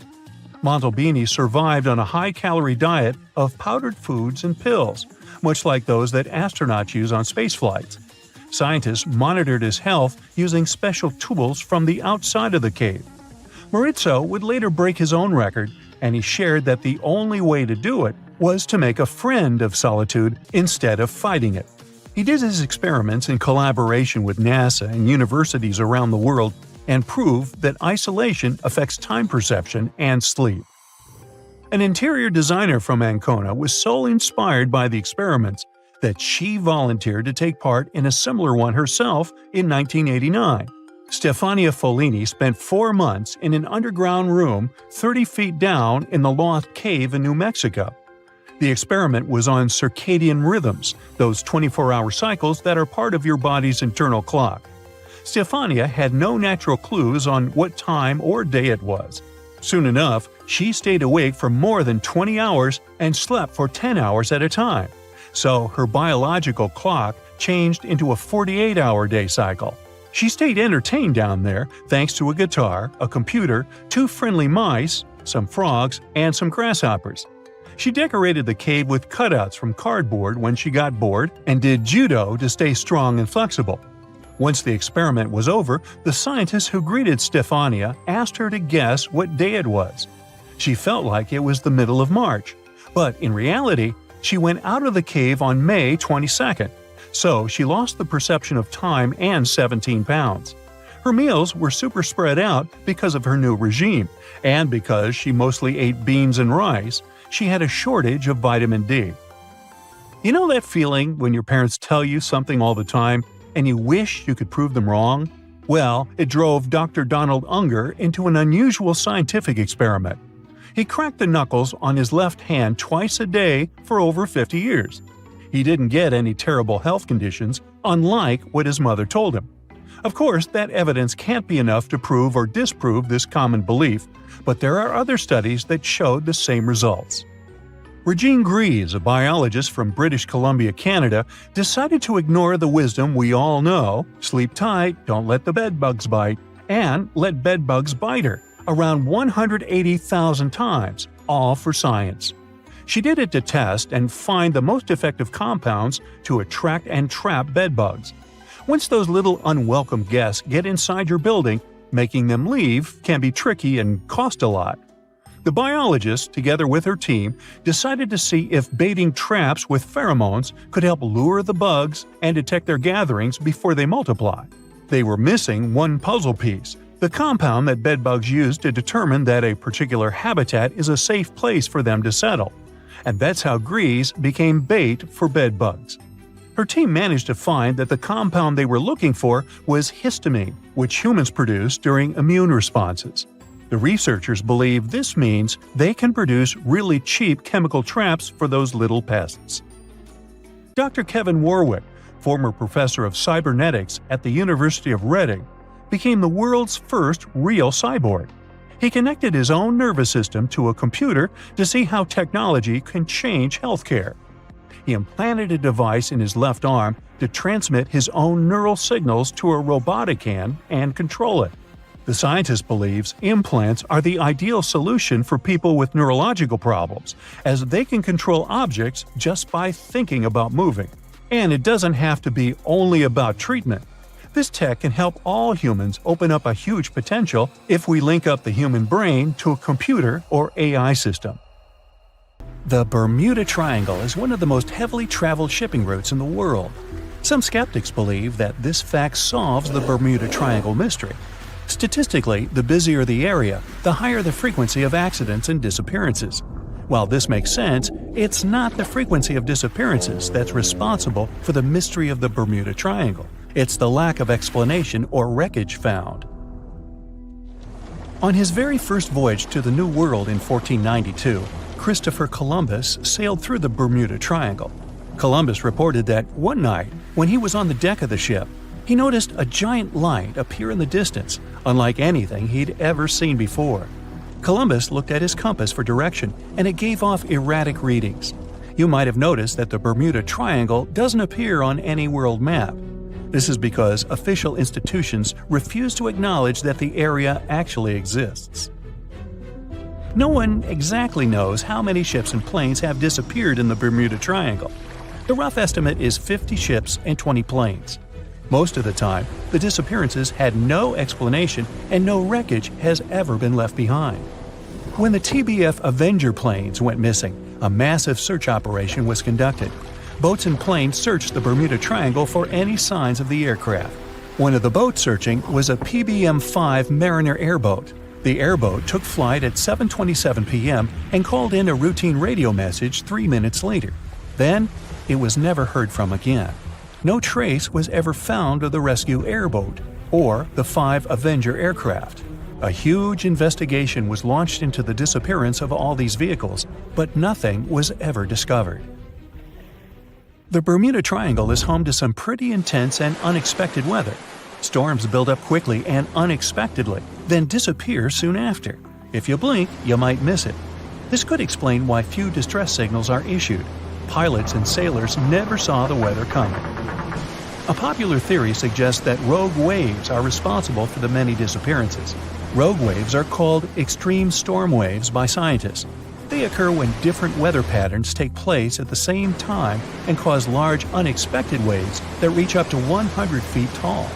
Witnesses say that the waves look like giant walls of water. These waves could explain why ships go down fast and without leaving any trace. Just off the coast of Japan, you'll find the Bermuda Triangle of the Pacific Ocean. They call it the Devil's Triangle. Between 1950 and 1954, 9 ships disappeared in this area without leaving a trace. The ship Maru 5 was sent to investigate these unexplained disappearances when it also vanished. After this incident, the Japanese authorities labeled the area as a danger zone, and sailors were encouraged to avoid it. Some people blame all disasters on the extraterrestrial paranormal activity. Others suppose it's all about raging natural phenomena. Some scientists believe the cause of anomalies is the environmental changes. Also, there's a really high concentration of methane hydrates on the bottom of the ocean in the Pacific Bermuda area. This gas tends to set off, and when it happens, bubbles start forming on the surface of the water. These gas eruptions can interrupt the ability to float and can easily sink a ship. Because of this chemical reaction, there won't be even a trace left. Underwater volcanoes are said to be another possible explanation for the Japanese Dragon's Triangle. In fact, they can take down even small islands. Luckily, nobody lives there. It's a pretty common thing in this area that some of them disappear underwater and others appear out of the blue because of seismic activity. You'll never find the Dragon's Triangle on any official map of the world, so nobody's quite sure about how large it is in reality. In July 2015, 2 teenagers disappeared after setting sail off the coast of Florida. There's some mystery about what the 2 teens were really getting up to. They told their parents that they were just going to fish, but they told their friends that they were crossing to the Bahamas. Shortly after they left, a line of thunderstorms moved towards the area, and the boys were never heard from again. A massive search was conducted, but sadly, nothing was found. 1 year later, the pair's boat was found off the coast of Bermuda with a broken iPhone and some personal effects left inside. One of the most popular and bizarre theories trying to solve the Bermuda Triangle mystery comes from Charles Berlitz. He insists that the area is home to the lost city of Atlantis. The missing ships and planes and malfunctioning equipment, according to him, were all caused by rays of energy let out by the special energy crystals that power Atlantis. While this sounds silly, Berlitz's theory was convincing enough that over 20 million people bought his book worldwide. Previously, the compass wouldn't work well in the Bermuda Triangle since the lines of the 2 poles coincided here, true north and magnetic north. But if you fall into this line, your compass will behave strangely. But the magnetic north is constantly shifting, and now it's far beyond the triangle.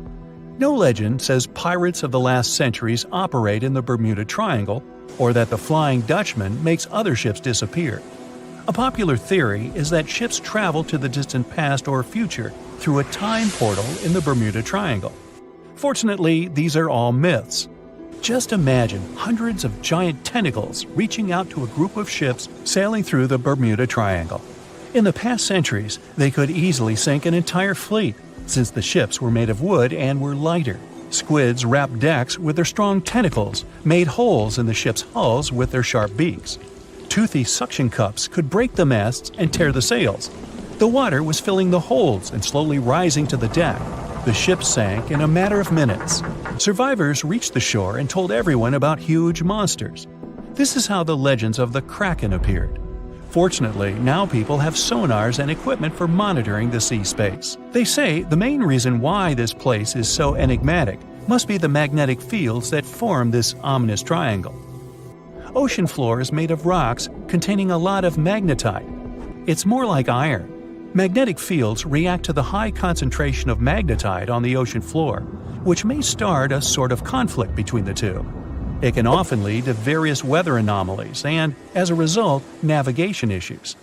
And naturally, any changes in the ocean floor or the Earth's magnetic fields influence the Bermuda Triangle a lot. Magnetic fields tend to shift their position, so do tectonic plates and even the continents, even though we never notice it. The skies are usually very clear there, but back in 1883, some people witnessed abnormal things in the area. Some claim to have seen large blocks of ice falling from the skies, and the crew even managed to save one as hard proof. Seems like the Bermuda Triangle has an alternate not only on Earth, but even in space. Spacecraft usually don't disappear into thin air though, like there's no air. This anomalous area is really large and stretches right above the South Atlantic. It occupies the area from Chile to Zimbabwe and sits right at the point where Van Allen radiation belts are the closest to the surface of our planet. The Earth has two such belts, which come in handy trapping the particles that shoot in from the Sun.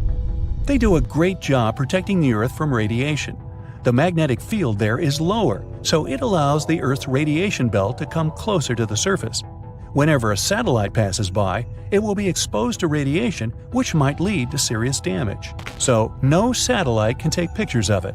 The South Atlantic anomaly is part of the Earth where natural radiation just flows out of control. Still, there is little evidence that all these triangles are really dangerous. Many believe the Bermuda Triangle itself has been proven time and again to be nothing but a work of fiction. In fact, some shipwrecks, such as the Ellen Austin, gained popularity in the middle of the 20th century, while nobody even thought of drawing a triangle in the Bermuda area before that. The mystery was popularized by science fiction writers and became a common myth, while no serious research proved it any more dangerous than other parts of the world's ocean. So, the crew of the Ellen Austin back in 1881 weren't even aware of the Bermuda Triangle back then, let alone afraid of it. What do you think?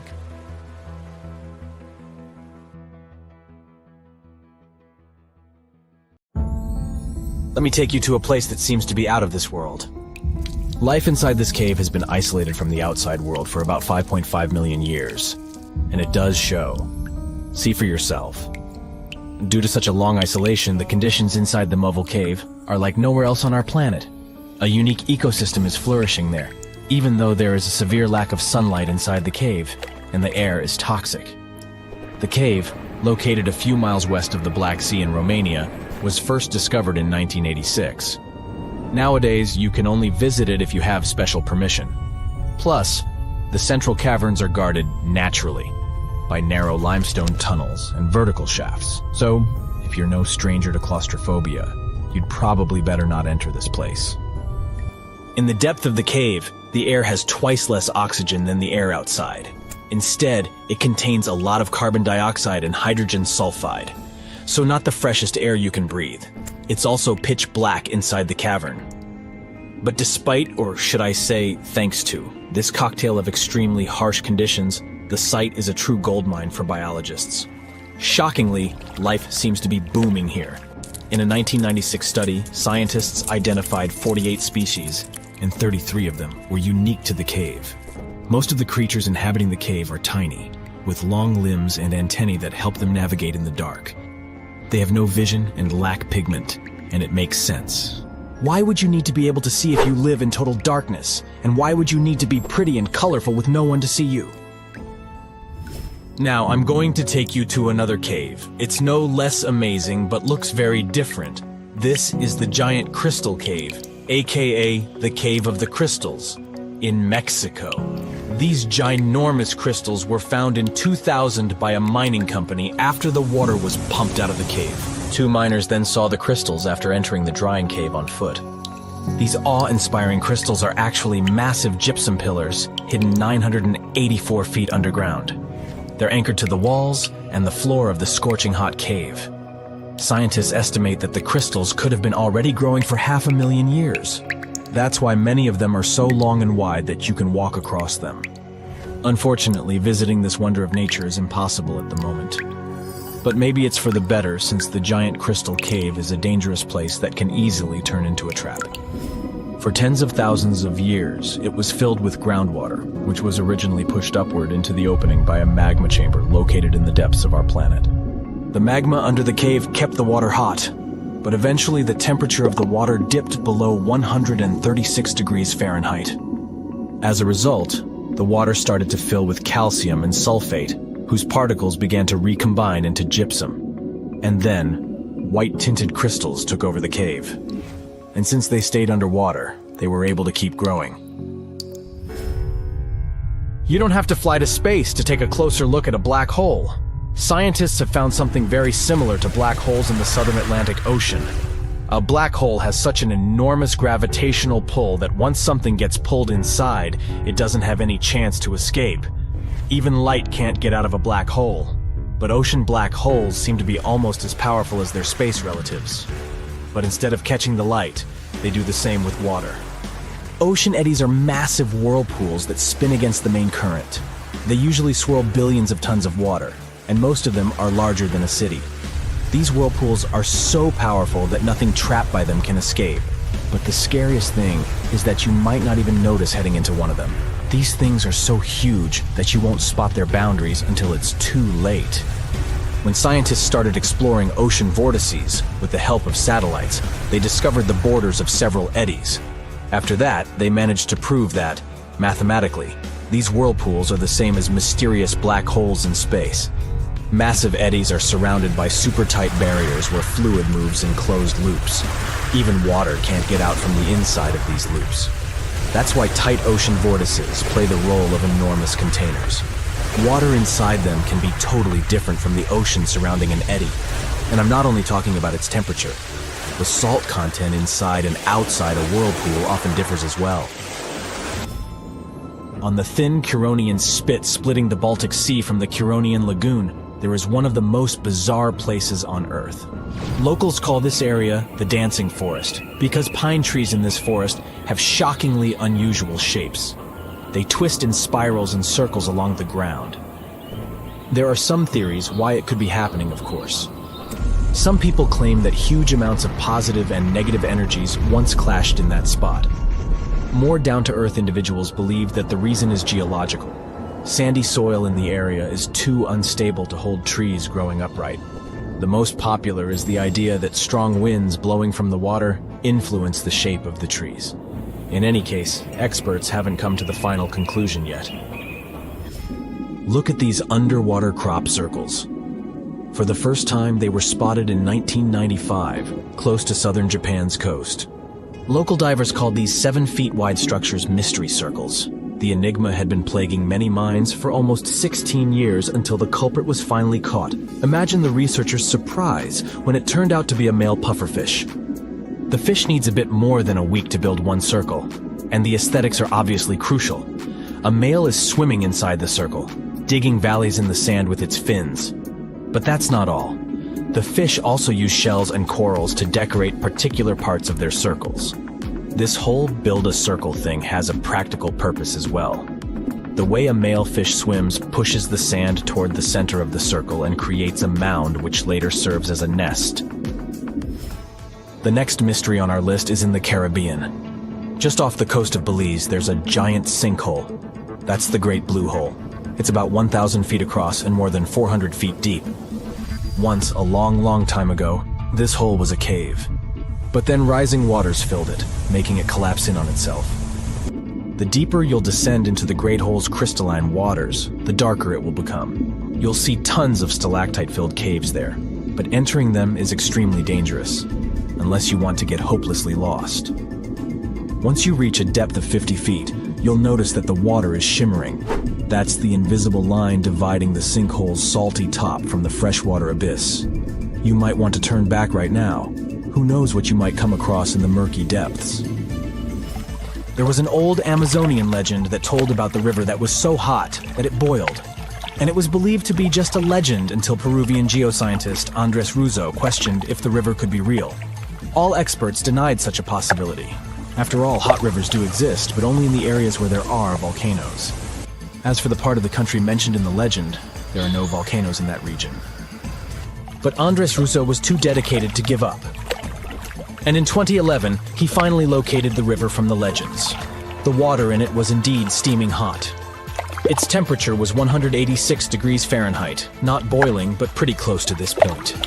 But what shocked the researcher the most was the size of the river. One could think that the almost boiling water was the result of the activity of an underwater hot spring. But thermal pools are always small, while the river is 20 feet deep and flows for almost 4 miles. This is the only river of its kind on our planet. In 2018, the most powerful underwater earthquake occurred between East Africa and Madagascar. There was a deep rift between the Earth's crust and the mantle. Hundreds of thousands of tons of magma came out on the surface of the ocean floor. After that, a huge underwater volcano with a height of 2,700 feet was formed near the coast of Madagascar. This is almost twice the height of the Empire State Building, and all this is hidden under the water.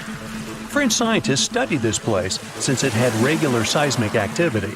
When the geologists went on an expedition to the coast of Madagascar, they discovered this giant underwater rock, which was not here until recently.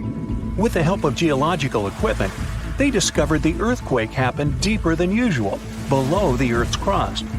Geologists created a special observatory to monitor the situation at this site in real time. Between February and May 2019, they recorded about 17,000 seismic activities below the ocean floor. Scientists had never recorded such deep earthquakes. This suggests that there are reservoirs and drainage systems inside our planet through which magma flows. It's like the veins and vessels of a living organism. The volume of lava the volcano spews at this place can be compared with the volcanic eruptions in the hottest spots of Earth. Perhaps this is one of the most catastrophic, but at the same time, beautiful events in nature over the past few years. To understand what can be beautiful about this, let's first figure out what an underwater volcano is and how it works. Inside our planet, there are incandescent liquid metals and molten rocks containing almost all the chemical elements from the periodic table. All this hot substance is called magma, which constantly flows in the planet's bowels. Anyway, magma is lighter than the surrounding Earth's crust, so it always tries to break out upwards. Fortunately, the surface of our planet is strong enough and doesn't allow magma to splash out.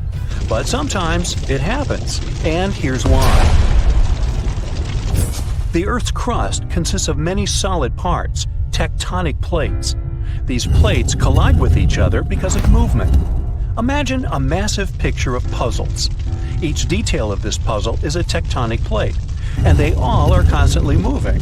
Sometimes one puzzle gets unhooked from another. When this happens, magma immediately spills out of the resulting gap. And these places of faults with flowing magma we call volcanoes. When such a volcano erupts, a new geology begins. A splash of magma shakes the ocean floor. Lava and ash erupt from the inside of our planet. It causes a release of destructive energy of incredible power. But thanks to the water, such a catastrophe can go unnoticed. More than 70% of the seismic activity associated with volcanoes occurs underwater, and almost no one notices it. But inside the water, there's a total mess.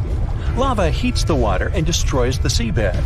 The ocean in this area boils, and large air bubbles rise up. But the enormous pressure of hundreds of millions of gallons of water suppresses the volcano's destructive power. Molten rocks of the Earth's crust are pressed against the seabed. The ocean blocks the consequences of the disaster, but sometimes the eruption gets to the surface. Such a case occurred in 2012. Vast pieces of pumice, the size of a van, began to float up in the southeastern Pacific Ocean. There were hundreds, even thousands of them. It was more like a group of unknown islands. Volcanic rocks scattered in the ocean over an area twice as large as New Zealand. Scientists used deep-sea sonar apparatus on the remote control to determine the full scale of the disaster. They studied the seabed for a long time and found 14 craters that released lava. The researchers saw that more than a third of the erupted volcanic material surfaced and scattered throughout the ocean. The rest was scattered along the bottom. It destroyed all marine life in the area. However, after the eruption of volcanoes, life is reborn like a phoenix from the ashes. Volcanic ash, lava, and soil around the volcano contain many useful elements and minerals. They nourish the soil and promote the development of microorganisms not only on land but also in water. That's why there's so much vegetation, flowers, and trees around volcanoes. And underwater volcanoes can eventually form natural islands. This is a long process, resulting from which a large piece of land comes out of the water. When magma goes out, the water immediately presses it to the seabed. The eruption can go on for a long time. The released magma raises the level of the seabed. After another 100, maybe 1,000 years, a new eruption begins. New magma flows lay a new layer on the surface of the previous one. Over millions of years, layer by layer, the volcano has been growing. It's slowly rising up because of constant eruptions. Some volcanoes may go out forever, and some continue to erupt. And then, one day, the level of volcanic rock reaches the surface in the form of a huge island. After many more years, the volcano may go out, and then life appears on the formed island. The destroyed seabed area is filled with animals, trees, flowers, and plants. These volcanic islands have unique ecosystems because they develop separately from all continents. Observing such islands helps scientists understand how life on Earth was born. There are hundreds of islands around the world that have appeared because of eruptions of underwater volcanoes. You can find them in Hawaii, Indonesia, and Iceland. Many of them are inhabited by people. They build villages and small towns there. The ground on such islands is fertile. Fruits and vegetables grow there. The water is filled with fish. Such places may seem like paradise, but at the same time, it's dangerous to live there because the volcano may wake up. One of the most famous eruptions occurred on the island of Ogashima, south of Tokyo. People built a beautiful city right in the crater of an active volcano, and in May 1785, the eruption began. No one expected this to happen. At some point, thousands of birds rose and flew away from the island, and then the ground began to shake. A heavy, low sound came from beneath the underground depths. Thick smoke escaped from the top of the green volcano. The mountain threw dirt, large rocks, and red-hot pieces of magma into the sky. The disaster lasted several weeks. People managed to evacuate, and then there was a long recovery. Locals rebuilt the houses and brought the city back. Almost 250 years have passed since that moment, and during this time, the volcano has never woken up. Despite the risk of a new eruption, people continue to live there. The population is growing since this place resembles paradise, and no one wants to leave it. There are thermal springs, dense jungles with rich soil, and many fish.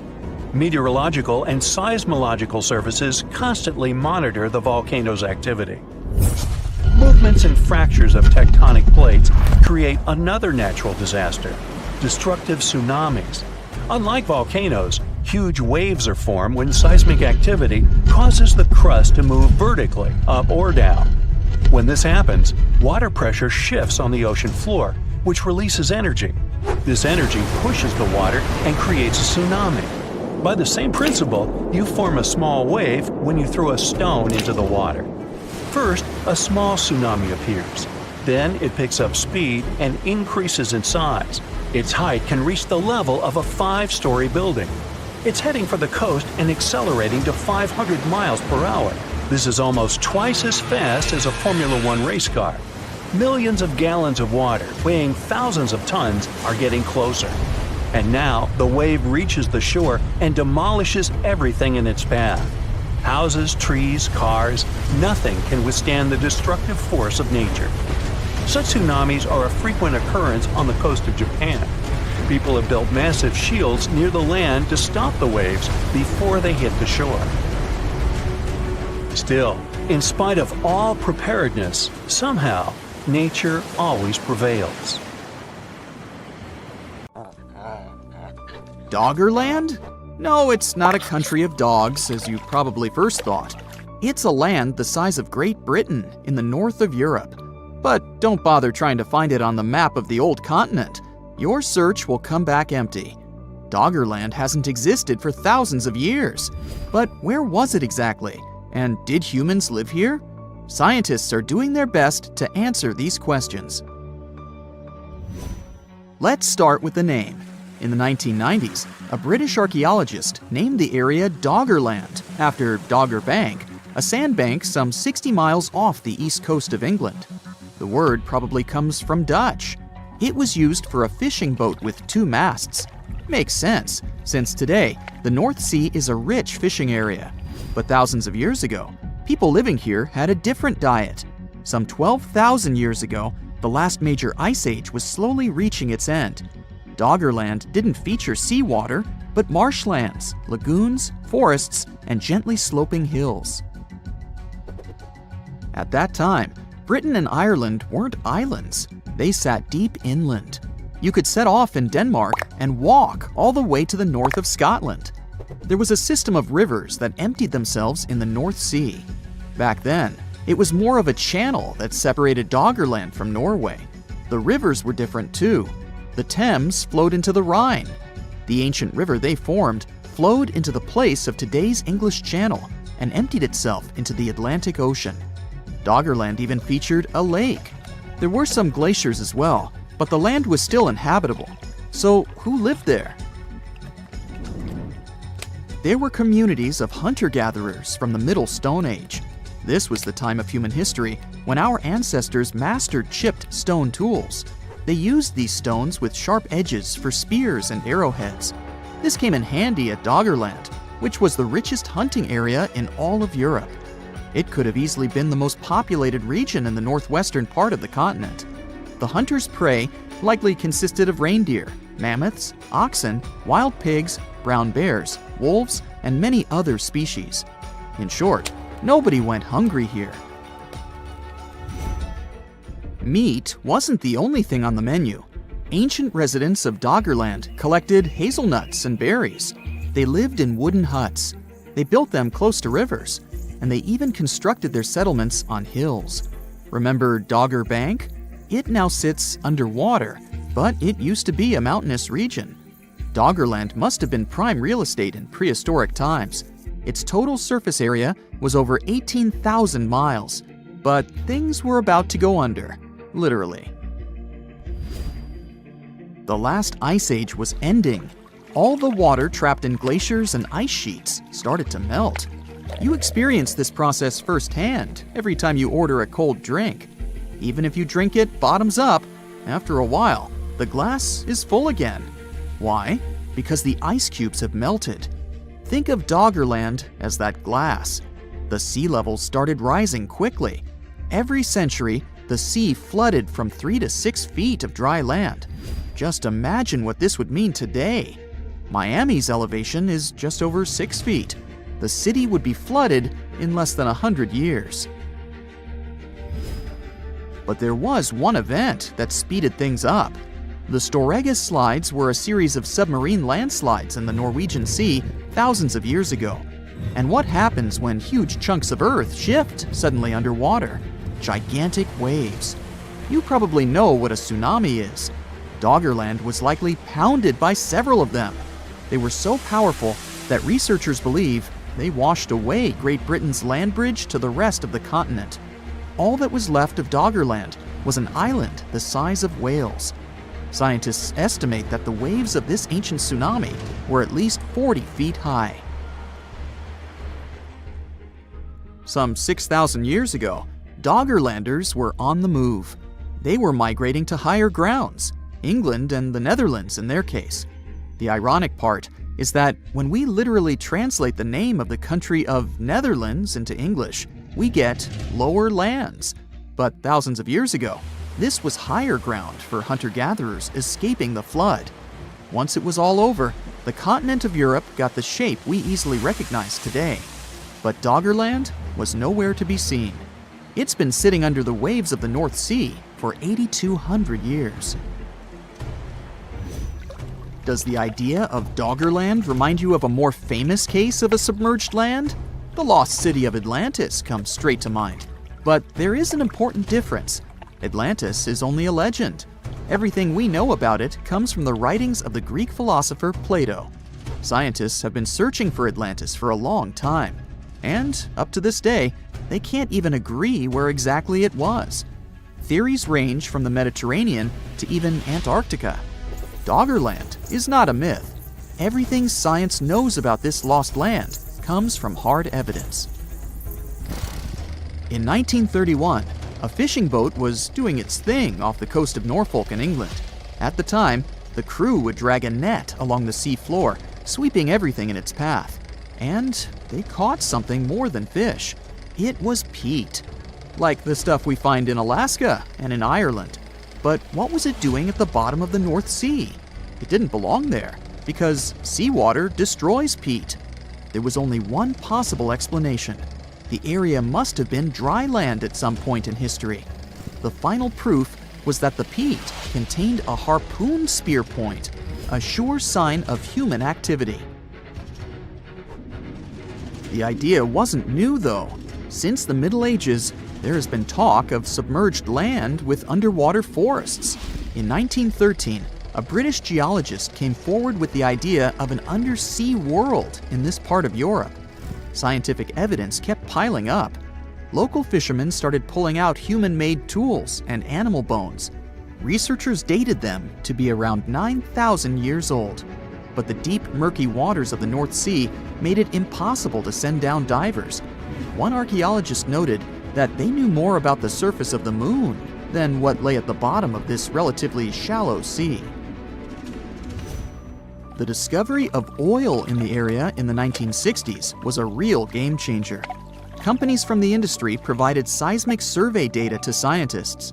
This helped them piece together the full image of what Doggerland used to look like. Computer models soon produced images of river valleys, coastlines, freshwater lakes, and hills. There are even footprints of nomadic tribes preserved on the sea floor. Today, marine biologists are using magnetic fields to map out this lost underwater world. But Doggerland isn't the only place on Earth that went under the waves. Beringia is another lost world of global importance. This used to be a land bridge between Asia and North America. It got its name from the Bering Strait. It is 53 miles wide at its narrowest point. But until the end of the last ice age, this was dry land that our human ancestors called home. Genetic evidence shows that Native Americans lived in Beringia for some 15,000 years. If you want to imagine what this land looked like, think of present-day Arctic Alaska. It was a shrub tundra. There were also small willows and birches. Sorry, no woolly mammoths. Large grazing animals simply wouldn't have had enough food in Beringia, though there were probably elk and bighorn sheep in the area. But the Ice Age wouldn't last forever. Like in Doggerland, sea levels started to rise. This happened some 13,000 years ago. It wasn't all bad news, though. Scientific evidence suggests that around this time, people started moving south. They left the slowly sinking Beringia and crossed over into Alaska. From there, they populated both Americas. These were the ancestors of Native American tribes. Nights can last 24 hours here. Streets have no names, and some say there are more polar bears than humans. Cats are also banned, and if you manage to get here, you'll be expected to take off your shoes when entering a restaurant or a museum. Svalbard is a group of Norwegian islands that lies in the chilling depths of the Arctic, and it's one of the closest places to the North Pole people can live in. Visiting needs a lot of planning in advance. You'll need a visa, clothes for extremely cold weather, and an experienced local expert to guide through the wilderness. Why no cats? Because they're considered an invasive species that can damage delicate wildlife, especially the birds, which have no idea how to fend for themselves against furry felines. There are no names for streets, only numbers. This was the custom way back when the region was filled with miners, and they wanted to keep things simple. You might see slippers being offered when you enter an establishment for people who want to take off their shoes. This is also based on an old practice when locals took off their dirty outdoor shoes to avoid making a mess inside. These islands are also home to the impenetrable Global Seed Vault. The construction needs to be kept in pristine conditions, since it's home to around 1 million plant seed samples in case something bad ever happens to our planet and we need to rebuild our natural habitat. The plant vault was constructed deep within a mountain and over 400 feet above sea level. It's also built to withstand very strong earthquakes. There are no visitors allowed inside, but some guided tours take people very close to its gates. Once you reach this island in the South Pacific, you can claim a piece of land and start building your dream home. It's called Pitcairn, and last they checked, it hosted less than 50 permanent residents. The weather stays tropical all year round, and the landscape is breathtaking, but it's a pain getting there. Say you're departing from Los Angeles. You'll first need to take a flight to Tahiti. Then, board another flight to the island of Managriva, which only departs once a week. Here you'll reach the closest airport to Pitcairn, which is still 330 miles away from the shore. The rest of the adventure needs to be completed by boat, but it will take you more than 30 hours.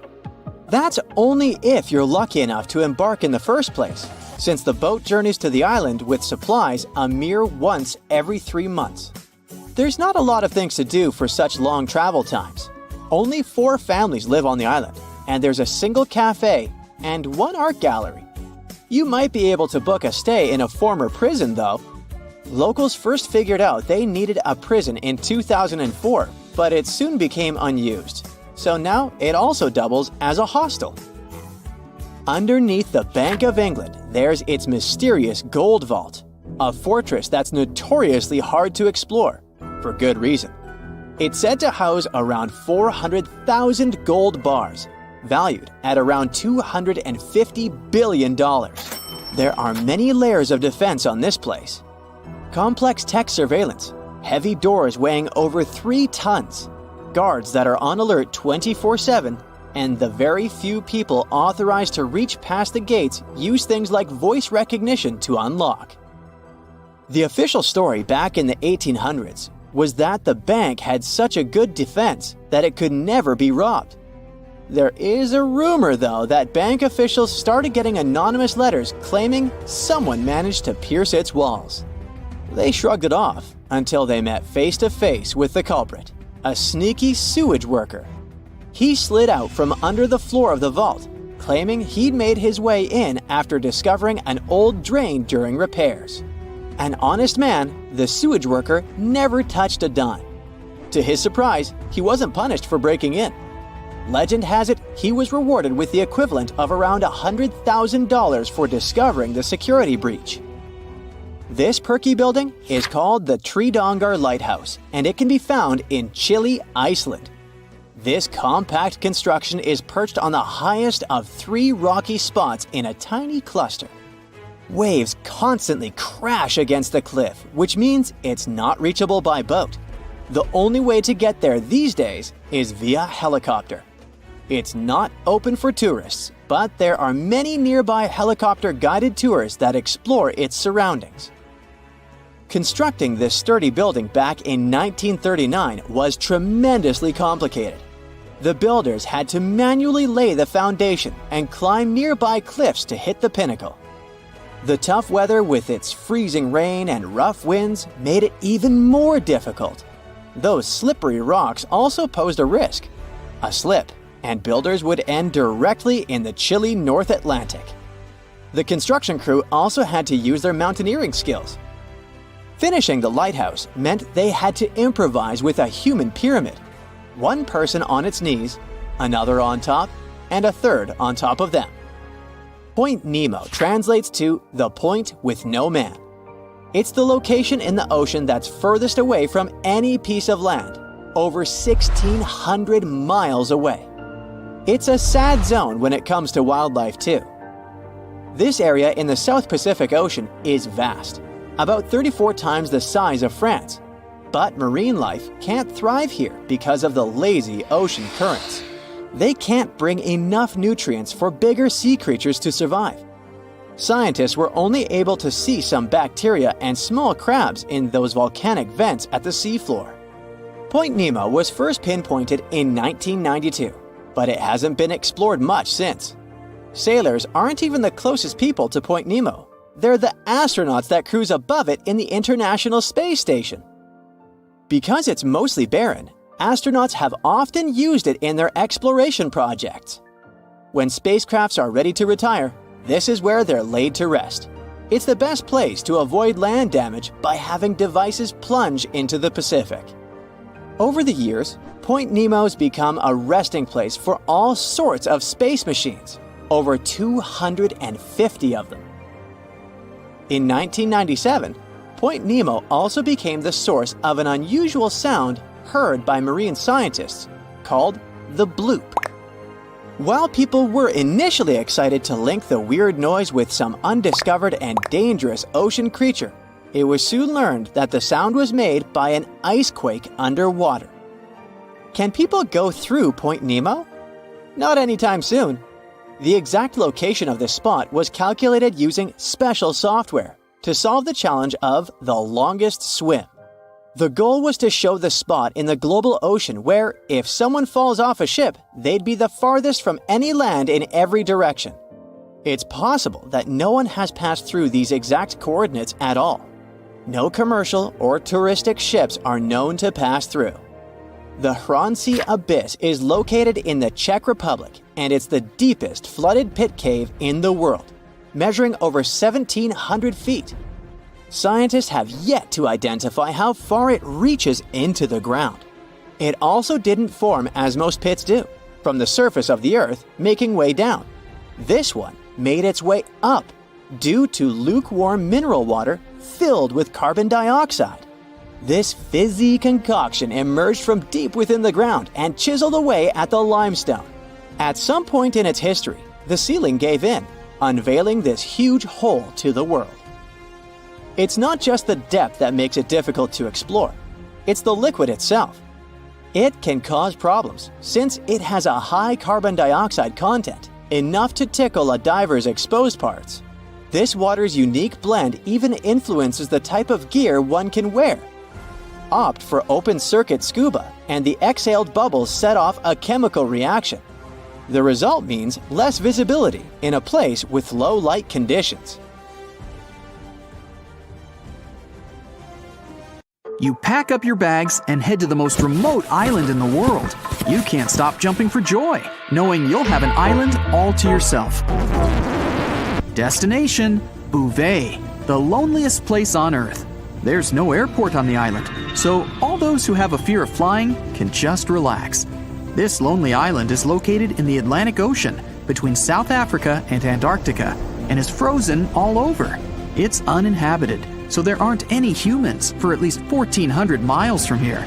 And even though you won't find any coffee shops or theaters, the island hosts a decent number of animals, like seals, birds, and penguins. And no, there aren't any forests or jungles, but you can find some moss and lichen. Right now, you're on a ship wearing a thick jacket and cupping hot tea in your hands.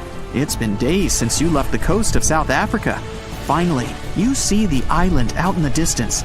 Many frozen cliffs surround it, so it's really difficult to scale it. Maybe a helicopter could do the trick. The place was pretty popular back in the day and was named 3 times since its discovery. But not even the smallest piece of land goes homeless for long. So Norway decided to keep it. They even gave it its own internet domain, .bv. But no one has created any websites under it yet.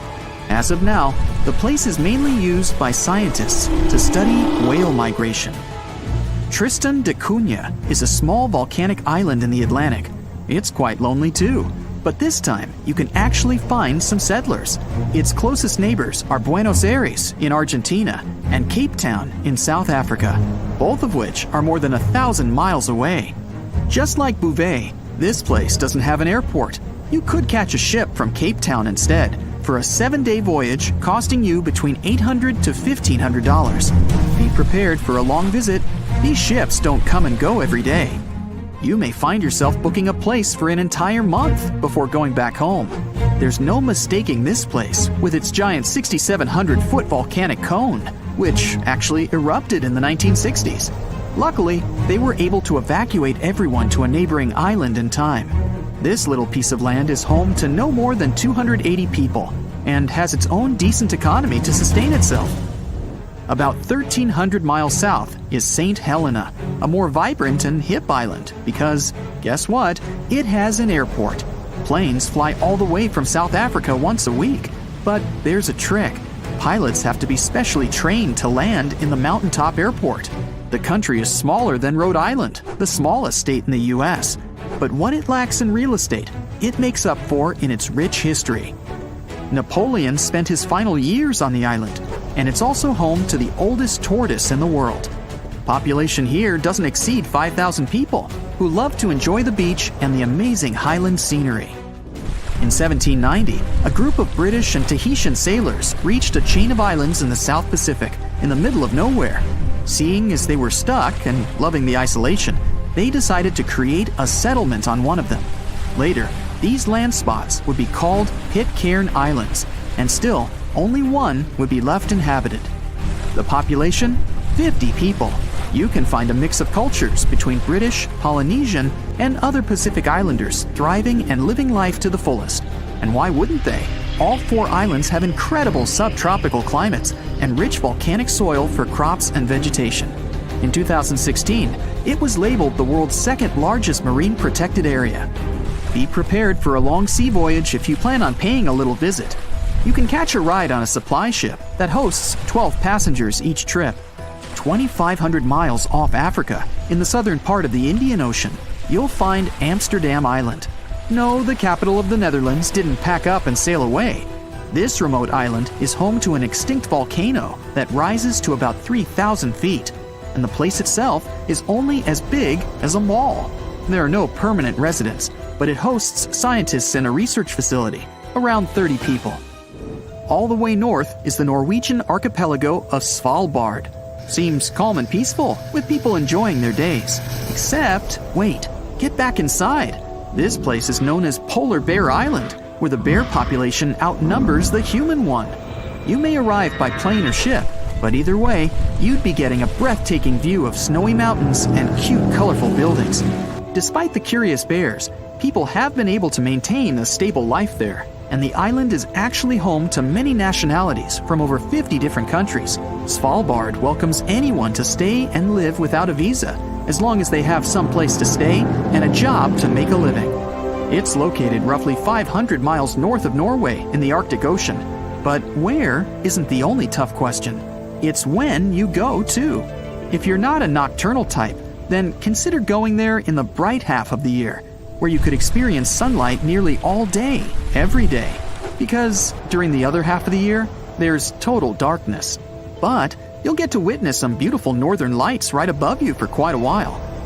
Svalbard is considered the most northern settlement in the world, and actually has the most northern university as well. Because of the permafrost, life isn't easy here, which means they get most of their stuff on ships from abroad. But that didn't stop the dwellers from having the global seed vault to host almost 1 million seeds from around the world as a backup, in case crops can't grow anymore. Off the coast of Chile is the easternmost presence of Polynesian culture. 2,300 miles west of South America and 1,200 miles away from Pitcairn Islands, the most famous island inhabitants are known around the world for their huge heads. Yeah, those heads. More than 600 are scattered across Easter Island, but archaeologists dug deeper and discovered that their bodies are buried beneath the ground. The island is also known as Rapa Nui, or the Great Rapa. It doesn't have white sandy beaches, but the dry sunny spots and amazing ashen cliffs were formed by the lava from volcanoes. North Sentinel Island is a beautiful paradise with just one problem. No one is allowed to enter it. There's a native tribe living there, untouched by any outside civilization, and everyone decided to keep it that way.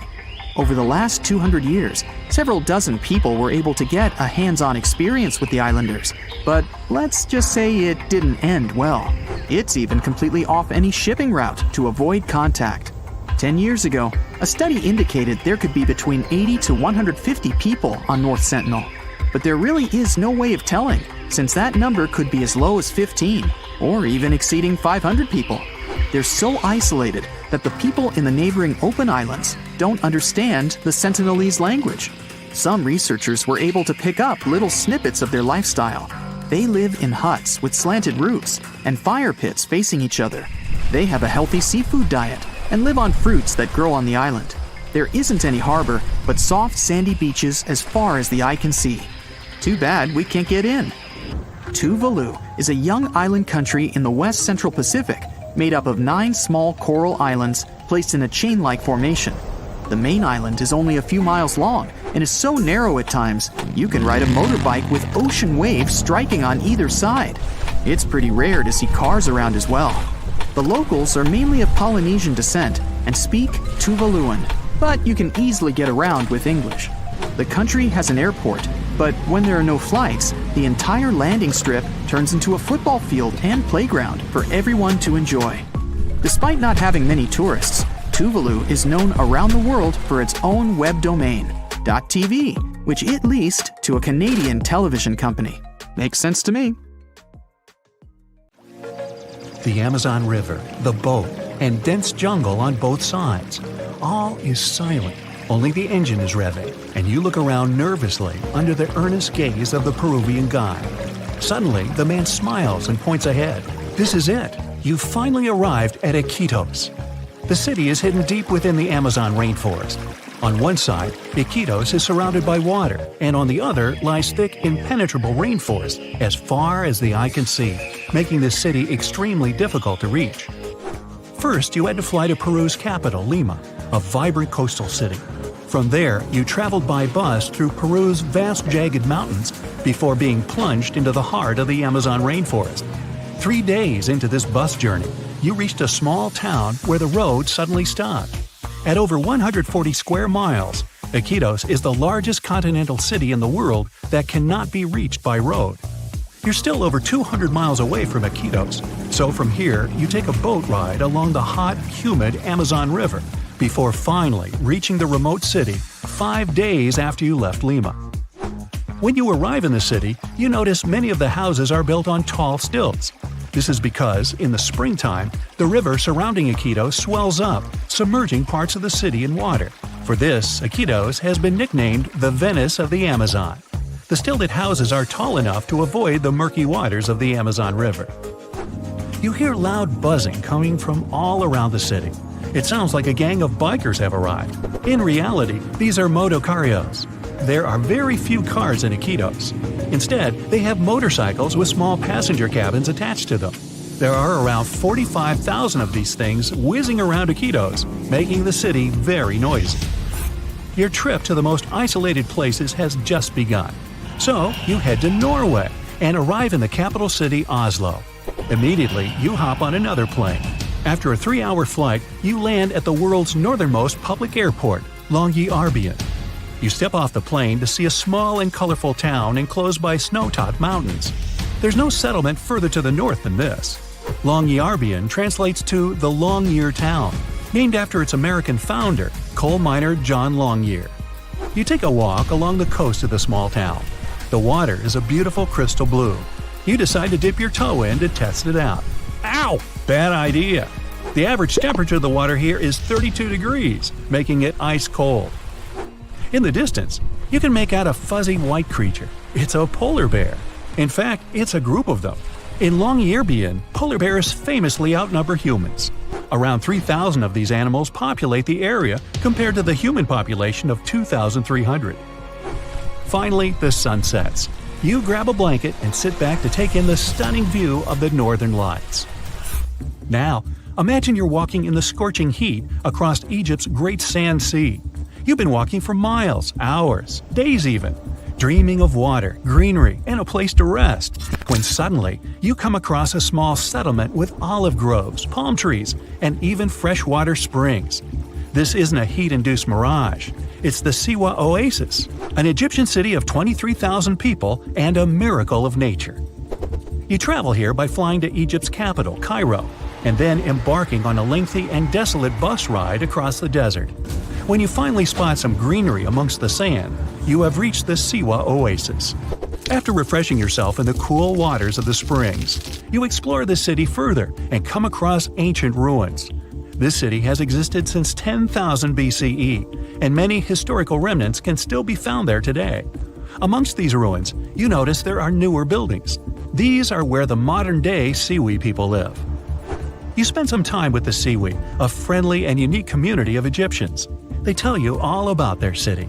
The Siwa Oasis is located in the middle of the Sahara Desert, and due to its harsh climate, it's one of the most remote cities in the world. You notice how dry the air is and how scorching the sun feels.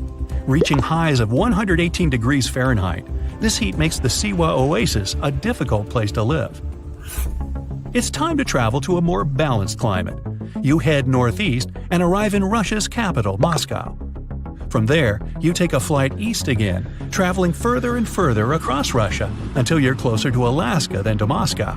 You've reached the city of Petropavlovsk, which translates to City of Peter and Paul. The first thing you see are giant mountains surrounding the city, cutting it off from the rest of the world. These mountains are in fact volcanoes. In this far eastern part of Russia, there are more than 300 volcanoes, including 29 active ones. These volcanoes stop any roads from reaching Petropavlovsk. The city depends on flights and boats to import supplies. You turn away from the volcanoes to stare out at the blue, shimmering ocean. The water looks nice, so you head down to the beach where a crowd of sea lions are sunbathing along the sand. Petropavlovsk is home to incredibly diverse wildlife. Just off the shore, you can see a whale fin poking out of the water. You explore the city's diverse landscape. You go to one of the city's ski resorts and spend the day on the slopes. Then you hike up a rocky path to the base of one of the city's many volcanoes. Finally, it's time to relax on a boat tour around the island to see the city's famous Three Brothers rock formation. Feeling inspired, you travel to another volcanic land, Chile's Easter Island. The island doesn't have a harbor and only one airline flies to the remote land, so you travel an entire day to Santiago, Chile. Then you climb aboard a small plane to fly to Easter Island. You walk among the high cliffs of the barren island and come across its famous monuments.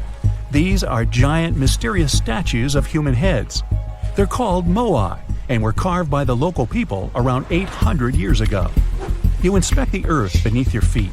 It looks and feels very dry. Easter Island consists of 3 ancient volcanoes. The volcanic soil makes it very difficult to grow crops or vegetation. Some of the city's trees were cleared hundreds of years ago to make way for the stone monuments, giving the island the empty look it has today.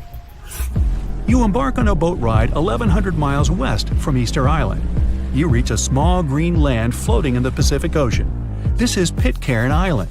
You might recall that this place played a major role in the mutiny on the Bounty.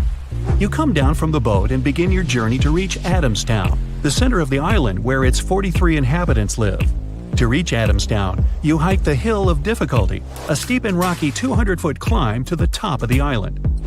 Now that you've finally made it here, you can explore the diverse and unique nature of the land. Pitcairn Island is home to the largest marine reserve in the world. You take a snorkeling trip and swim alongside all kinds of exotic fish. You explore vibrant coral reefs and even catch sight of a rare humpback whale. Dreaming of the great days of the old Wild West, you decide to travel to Supai, Arizona. To get to this Native American settlement and fragment of the past, you drive along America's famous Route 66. You stop, seemingly in the middle of nowhere with only desert land as far as the eye can see. Then you follow an 8-mile walking trail to reach Supai. You hike down into the Grand Canyon, almost 3,000 feet deep. You come across a stunning waterfall spilling over the cliffs of the canyon. This is Havasu Falls, a popular tourist spot famous for its vivid blue-green water. After a further mile's hike, you finally reach Supai. Over 200 members of the Havasupai Indian tribe reside in the small town. It's often referred to as the most remote town in the United States. To your left, you see several mules making their way across town with packages on their backs. Because no roads lead to this small settlement, mail is delivered by a mule train. Without it, it would take the average mail carrier a 16-hour hike to complete this route. You walk around the area and come across many more towering blue waterfalls. The untouched nature and great views of the Grand Canyon make the long hike worthwhile. After a beautiful sunset, nighttime falls, and there are no lights for miles. The land is lit up by the countless stars shining overhead. From tiny islands to giant cities fanning out for dozens of miles, you're gonna learn about the most densely populated places on Earth. It'll make you question the limits of the impossible. To what lengths are people ready to go in their search of a better life, or simply trying to survive? The list of such places includes both Hong Kong and the Maldives, the Egyptian city of Tanta, and a tiny island in Lake Victoria in Africa. Let's find out more about how people manage to live there. Hong Kong has an official population of 7.5 million people, and this number is expected to reach 8.5 million by 2041. The density of the city's population is more than 18,000 people per square mile. Despite a rather low birth rate, the population of Hong Kong is on the rise. This paradox has an explanation. A lot of people immigrate to Hong Kong all the time because of all the opportunities this city offers, like various jobs. The city has an incredibly high price of land. It's one of the main reasons for its high-density development. People with low and even middle incomes can only afford to live in high-rise buildings, and Hong Kong has more than 9,000 of those. Plus, there are more than 300 buildings that are over 490 feet in height. It's more than New York, Shanghai, and Dubai can boast. Hong Kong's incredible growth as one of the tallest cities in the world has a lot to do with its incredible urban planning. At the same time, housing is unbelievably expensive in this region. Median home costs are 18 times the median annual income. That's the reason why less fortunate residents live in the so-called coffin houses, where apartments are tinier than a standard parking space in the USA. Take Quarry Bay, for example, a densely packed neighborhood in eastern Hong Kong, and its monster building. It's actually not one building, but a group of 5 connected constructions. There are more than 2,200 units in these 5 blocks, and rumor has it that it houses around 10,000 people. Despite such cramped living conditions most Hong Kong's inhabitants have to deal with, the city is home to several dozen billionaires. Look, this is half a football field. And that's what 1/3 of Bill Gates' home looks like. Another example for you. 2/5 of the White House. These are not random numbers. That's the territory of Migingo Island, located in Lake Victoria between Kenya and Uganda. Over 100 people live on this tiny piece of land. Don't you think that those metal-tiled roofs make the island look like a huge turtle floating on the water? Unfortunately, because of the island's small size, there's barely any vegetation there. Most of the surface of the island is covered with rocks, except for this tiny area. It's covered with grass and hosts not more than 5 shrubs. The island is all about fish and fishing. The landing point turns into a fish market every day at noon. The trade doesn't last long. It usually finishes at 2 p.m. when the boat leaves. The only thing the inhabitants of the island have is fish. So every morning, they get essential supplies for small businesses from Kenya. That's why you can buy everything you need in local stores, from food to fishing equipment. The inhabitants of the island not only catch fish but also gut them on the rocks and then fry and eat them in cafes. Yep, there are around 13 cafes and bars on the islands where people eat, play dice, and cook ugali, a typical dish made from maize flour. Back to giant cities and busy streets. Welcome to Shenzhen, the most densely populated city in China. This city hosts around 17.5 million people. With so many inhabitants, the city faces loads of challenges. For example, overcrowded schools and beaches. Speaking of the latter, some areas even implement a booking system to manage beach crowds. The most astonishing thing about this megapolis is that it's grown to its current size within a mere 40 years or so. It used to be a fishing village, but then, thanks to the support of the authorities and the city's close proximity to Hong Kong, it turned into a bustling financial and economic center. These days, it has the status of one of the busiest container ports in the world, along with Shanghai and Singapore. Shenzhen also has had the fastest growth in millionaires over the last 10 years, 140%. Such an increase is far greater than in the first-tier cities in China, including Beijing and Shanghai. Islet Abrui is a Caribbean island that forms part of Haiti, and it's one of the most densely populated islands in the world. Around 500 people living there share an area of a mere 0.4 hectares. You might think this is just another fishing village, but Islet Abrui is more like a factory. Once you set foot on this island, you'll instantly see a maze of alleyways. Follow them, walking past crooked thatch and tarp-covered huts, and you'll eventually find yourself in the center of town. The main landmarks are 2 concrete buildings, and one of them is a store. In the middle, you'll see a modest town square equipped with 2 solar streetlights. One is old and is no longer in use, and the other is shiny and new. On the island, men outnumber women and kids. Many people are out of town fishing during the day. The horizon surrounding the island is dotted with sails and pirogues. The rest remain on the island doing other jobs, like repairing boats, mending nets and traps, and preparing tons of fish for shipment to Haiti and other places. As for kids, they spend their days swimming. Our last destination is the Egyptian city of Tanta, which is also one of the most densely populated places in the world. It has about 70,000 people per square mile. Just for comparison, there are slightly under 30,000 people per square mile in New York. The city is located between Cairo and Alexandria. It has huge cotton plantations, and in 1856 it became a stop on the railway network, mostly for exporting the cotton growing in the area to Europe. And even though the area around Tanta was mostly fields, the settlement turned into a large, crowded city. In late October, the city becomes the center of celebration of the cotton harvest. 3 million people come from around the Delta and other parts of the Arab world for the colorful 8-day celebration. Tanta is famous for its sweet candy. It's made of gelatin, coconut, sesame, peanuts, and chickpeas. Loads of these sweets are sold during festivals when many Egyptians visit the city. No wonder they've been considered a delicacy since the 1800s. Tanta also has a lot of cotton processing factories, as well as textile industries. Plus, it's a university town. Tanta University was established in 1972. Male, the capital of the Maldives, has a population of more than 200,000 people. It means 49,000 people per square mile.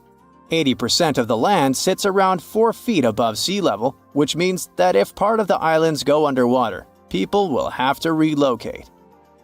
An artificial island that was created to manage waste is getting overburdened. In 1997, Hula Male, another artificial island, was built to alleviate dramatic population pressure. These days, it's already as developed as Male.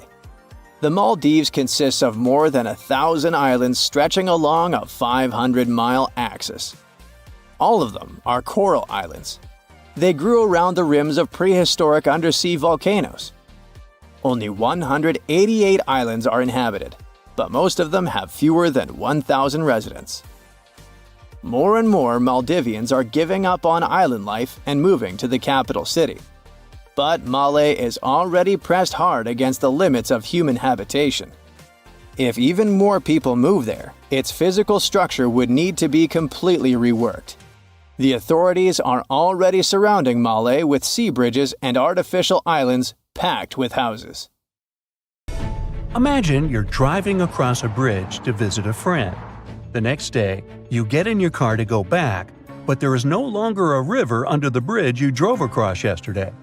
Believe it or not, this is exactly what happened to people in the south of Honduras when Category 5 Hurricane Mitch hit in October 1998. Choluteca Bridge, which the local authorities reconstructed earlier that year, was left in the dry, as the river now flowed around it, not under it.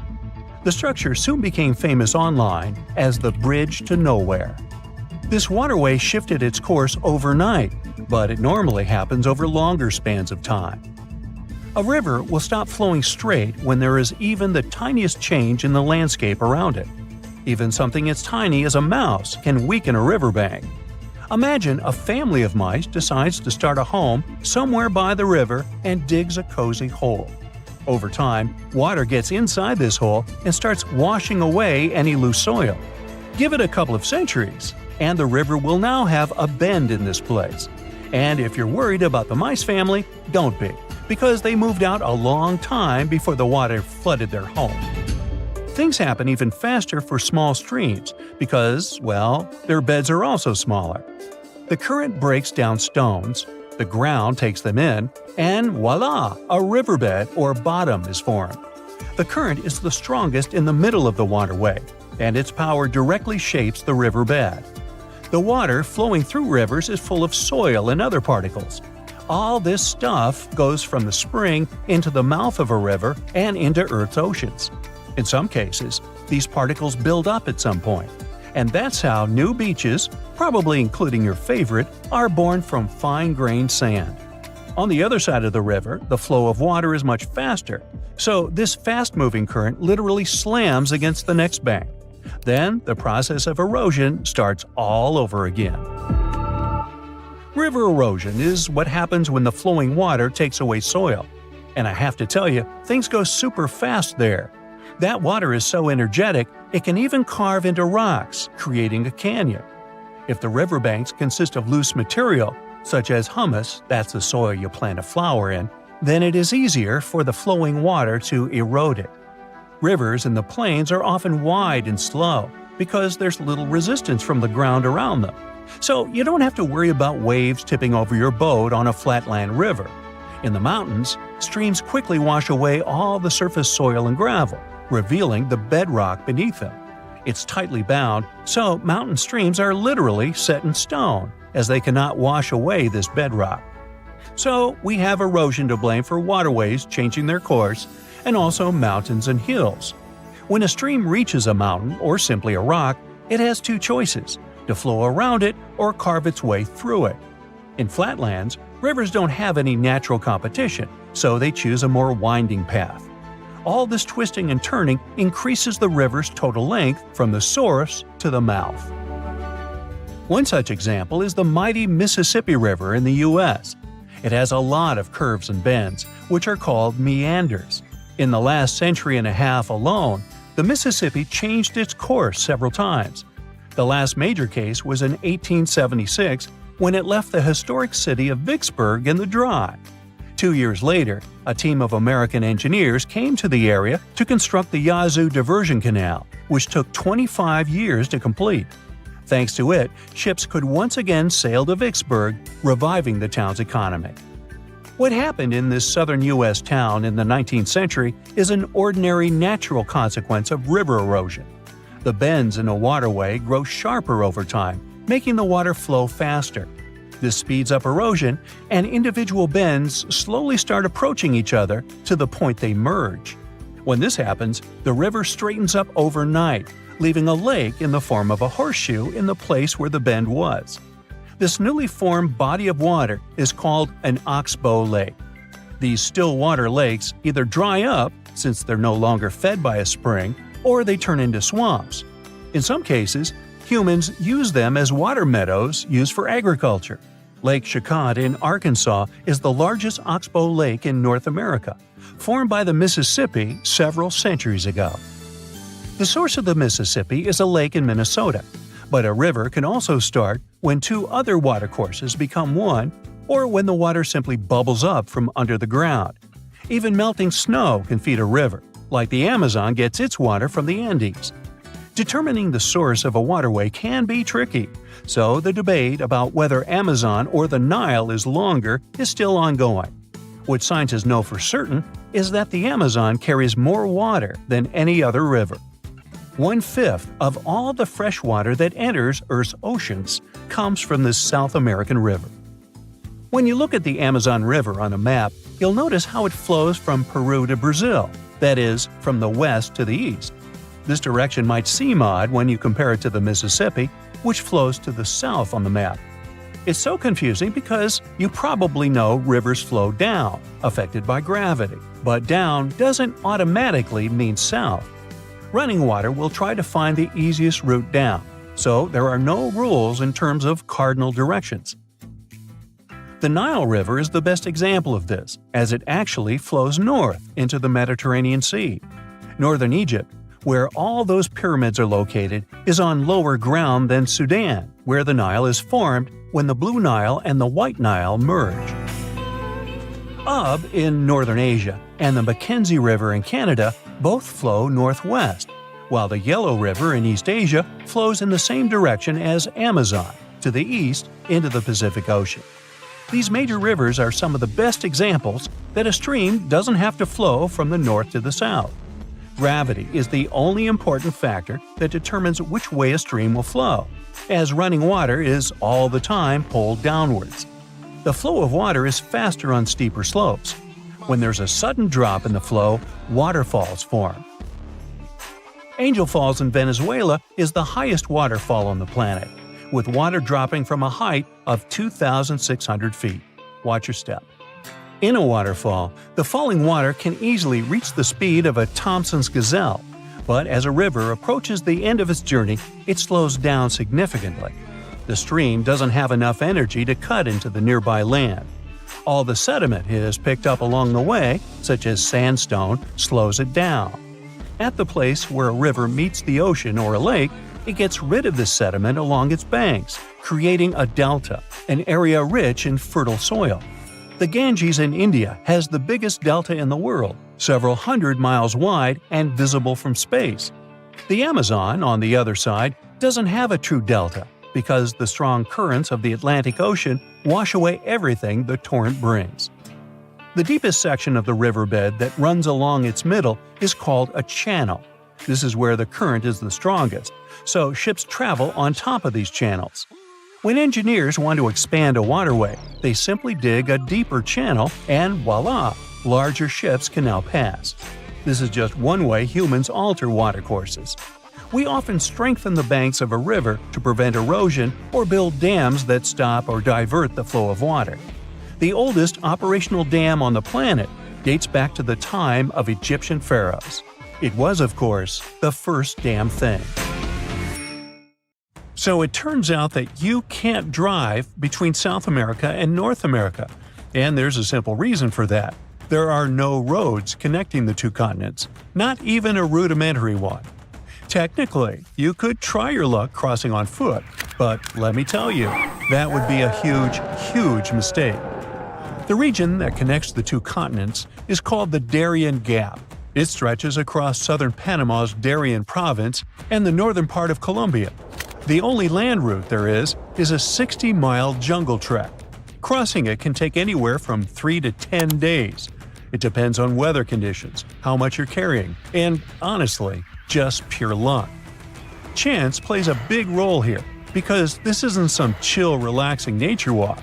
It's a harsh, extreme environment, known for being completely isolated and one of the most dangerous places on Earth. Still, people seem to forget that and go there anyway. Every year, the number of people crossing just keeps growing. In 2014, fewer than 10,000 people crossed the gap.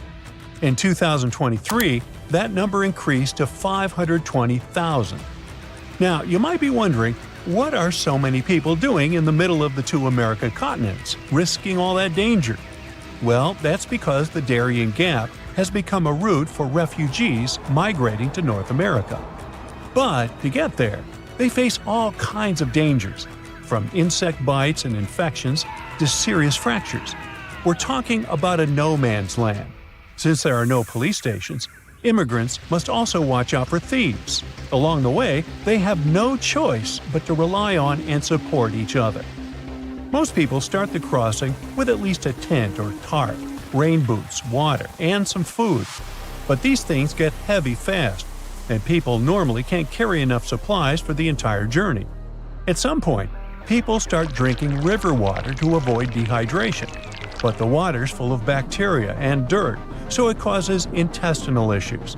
And if things get serious, there's no medical help there. To make this whole scenario even worse, the temperatures are brutal, often hitting over 95 degrees Fahrenheit. Now, a small subset of people who venture through the Darian Gap are hardcore adventurers and travelers looking for a survival experience in the jungle. But this region is no place for a relaxing vacation. A group of tourists who went there in 2023 ended up getting jungle rot, a fungus that affects the feet. The situation got so bad that a woman had to be carried out by the group on the last day because she couldn't walk. No matter how prepared people are for the Darian Gap, in the end, survival mostly comes down to luck. Out there, travelers won't find cities with solid infrastructure where they can crash at a hotel and gear up for the next day. In some spots, they might stumble across basic camps right in the jungle. These camps might offer wooden platforms for tents, bucket showers, toilets, and even plates of chicken and rice. But it all comes at a price. Wi-Fi, for example, might cost $2 an hour, and that seems like a pretty good deal, considering there's no cell phone service on the trail. They pretty much lose all contact with the outside world. Now picture a dense rainforest with steep, muddy terrain. The hiking trail is littered with boulders and tangled with vines, like nature's own tripwires. It climbs sharply over a mountain, becoming a serious challenge even for someone in good physical shape. The area also gets constant heavy rainfall, which can lead to landslides, flash flooding, and extremely muddy conditions. The situation gets so intense that even the t-shirts and faces of those who make the crossing end up covered in mud. They'll also have to cross a lot of fast-moving rivers. A Venezuelan dad who recently went through the area with his 2 kids said their sneakers ripped apart on the very first day. That's how powerful the rivers can be. And they're deep, too.